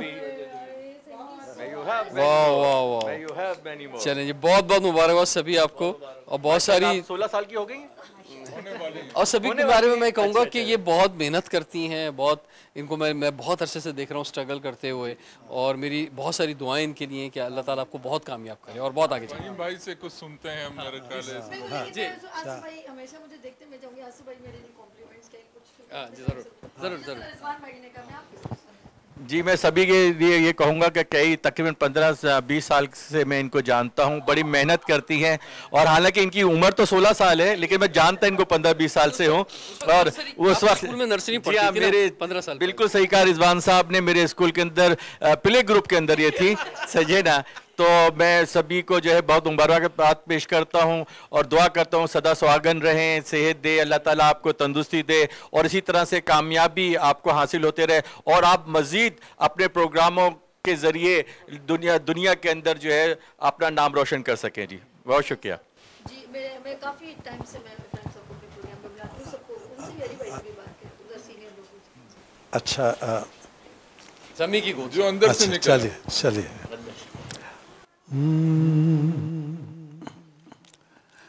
सब मिलके गाएंगे, ठीक है? ज़मीं की गोद रंग से उमंग से भरी रहे, ज़मीं की गोद रंग से उमंग से भरी रहे, खुदा करे खुदा करे खुदा करे खुदा करे खुदा करे सदा हरी भरी रहे, ज़मीं की गोद रंग से उमंग से भरी रहे। जिस तरह रिजवान भाई माशाल्लाह हमेशा यूथ को प्रमोट करते हैं और सीनियर लोग मौजूद हैं, तो मैं चाहूँगी कि ऐसे लोगों को हमेशा आगे लेकर आऊँ जो पाकिस्तान में आगे बढ़ के यूथ के लिए कुछ कर रहे हैं। तो आज प्रोग्राम में आना कैसा लगा अली भाई, आप ज़रा चाहें, क्योंकि सब ने गुफ्तगू की, आप भी ज़रा सा बात करें। सभी बहुत बहुत शुक्रिया, सबसे पहले आपने प्रोग्राम में बुलाया मुझे। मेरा ताल्लुक असल में कॉर्पोरेट कल्चर से है और हमारे कॉर्पोरेट कल्चर में एक चीज़ सिखाई जाती है CSR, that is corporate social responsibility. और ऑर्गेनाइजेशन तो अपना रोल प्ले करती है, मगर साथ में इंडिविजुअल को भी अपना रोल प्ले करना है, वो फ़िलासफ़ी है ISR, यानी इंडिविजुअल सोशल रिस्पॉन्सिबिलिटी। तो जितने भी सीनियर्स हैं मौजूद हैं, अंसार बनी साहब ख़ास तौर पर, इन्होंने इंडिविजुअली जो किरदार प्ले किया है इस माशरे के लिए, तो वो सब के लिए काबिल क़दर है और इनका नाम जो है दुनिया जानती है। हमें इनके स्टेप्स को फॉलो करना चाहिए और ये मेरे लिए एक एजाज़ की बात है कि आज मैं यहाँ खड़ा हूँ प्रोग्राम में, और आपके लिए ये है कि आपका प्रोग्राम में देखा है, बहुत पैशनेटली आप काम करती हैं। तो एट द एंड मुझे मौका मिला है, पर मुझे ये देखना है कि आपकी एनर्जी अभी कितनी बाकी है। तो बहुत बहुत शुक्रिया once again, thank you very much, thank you. बहुत शुक्रिया।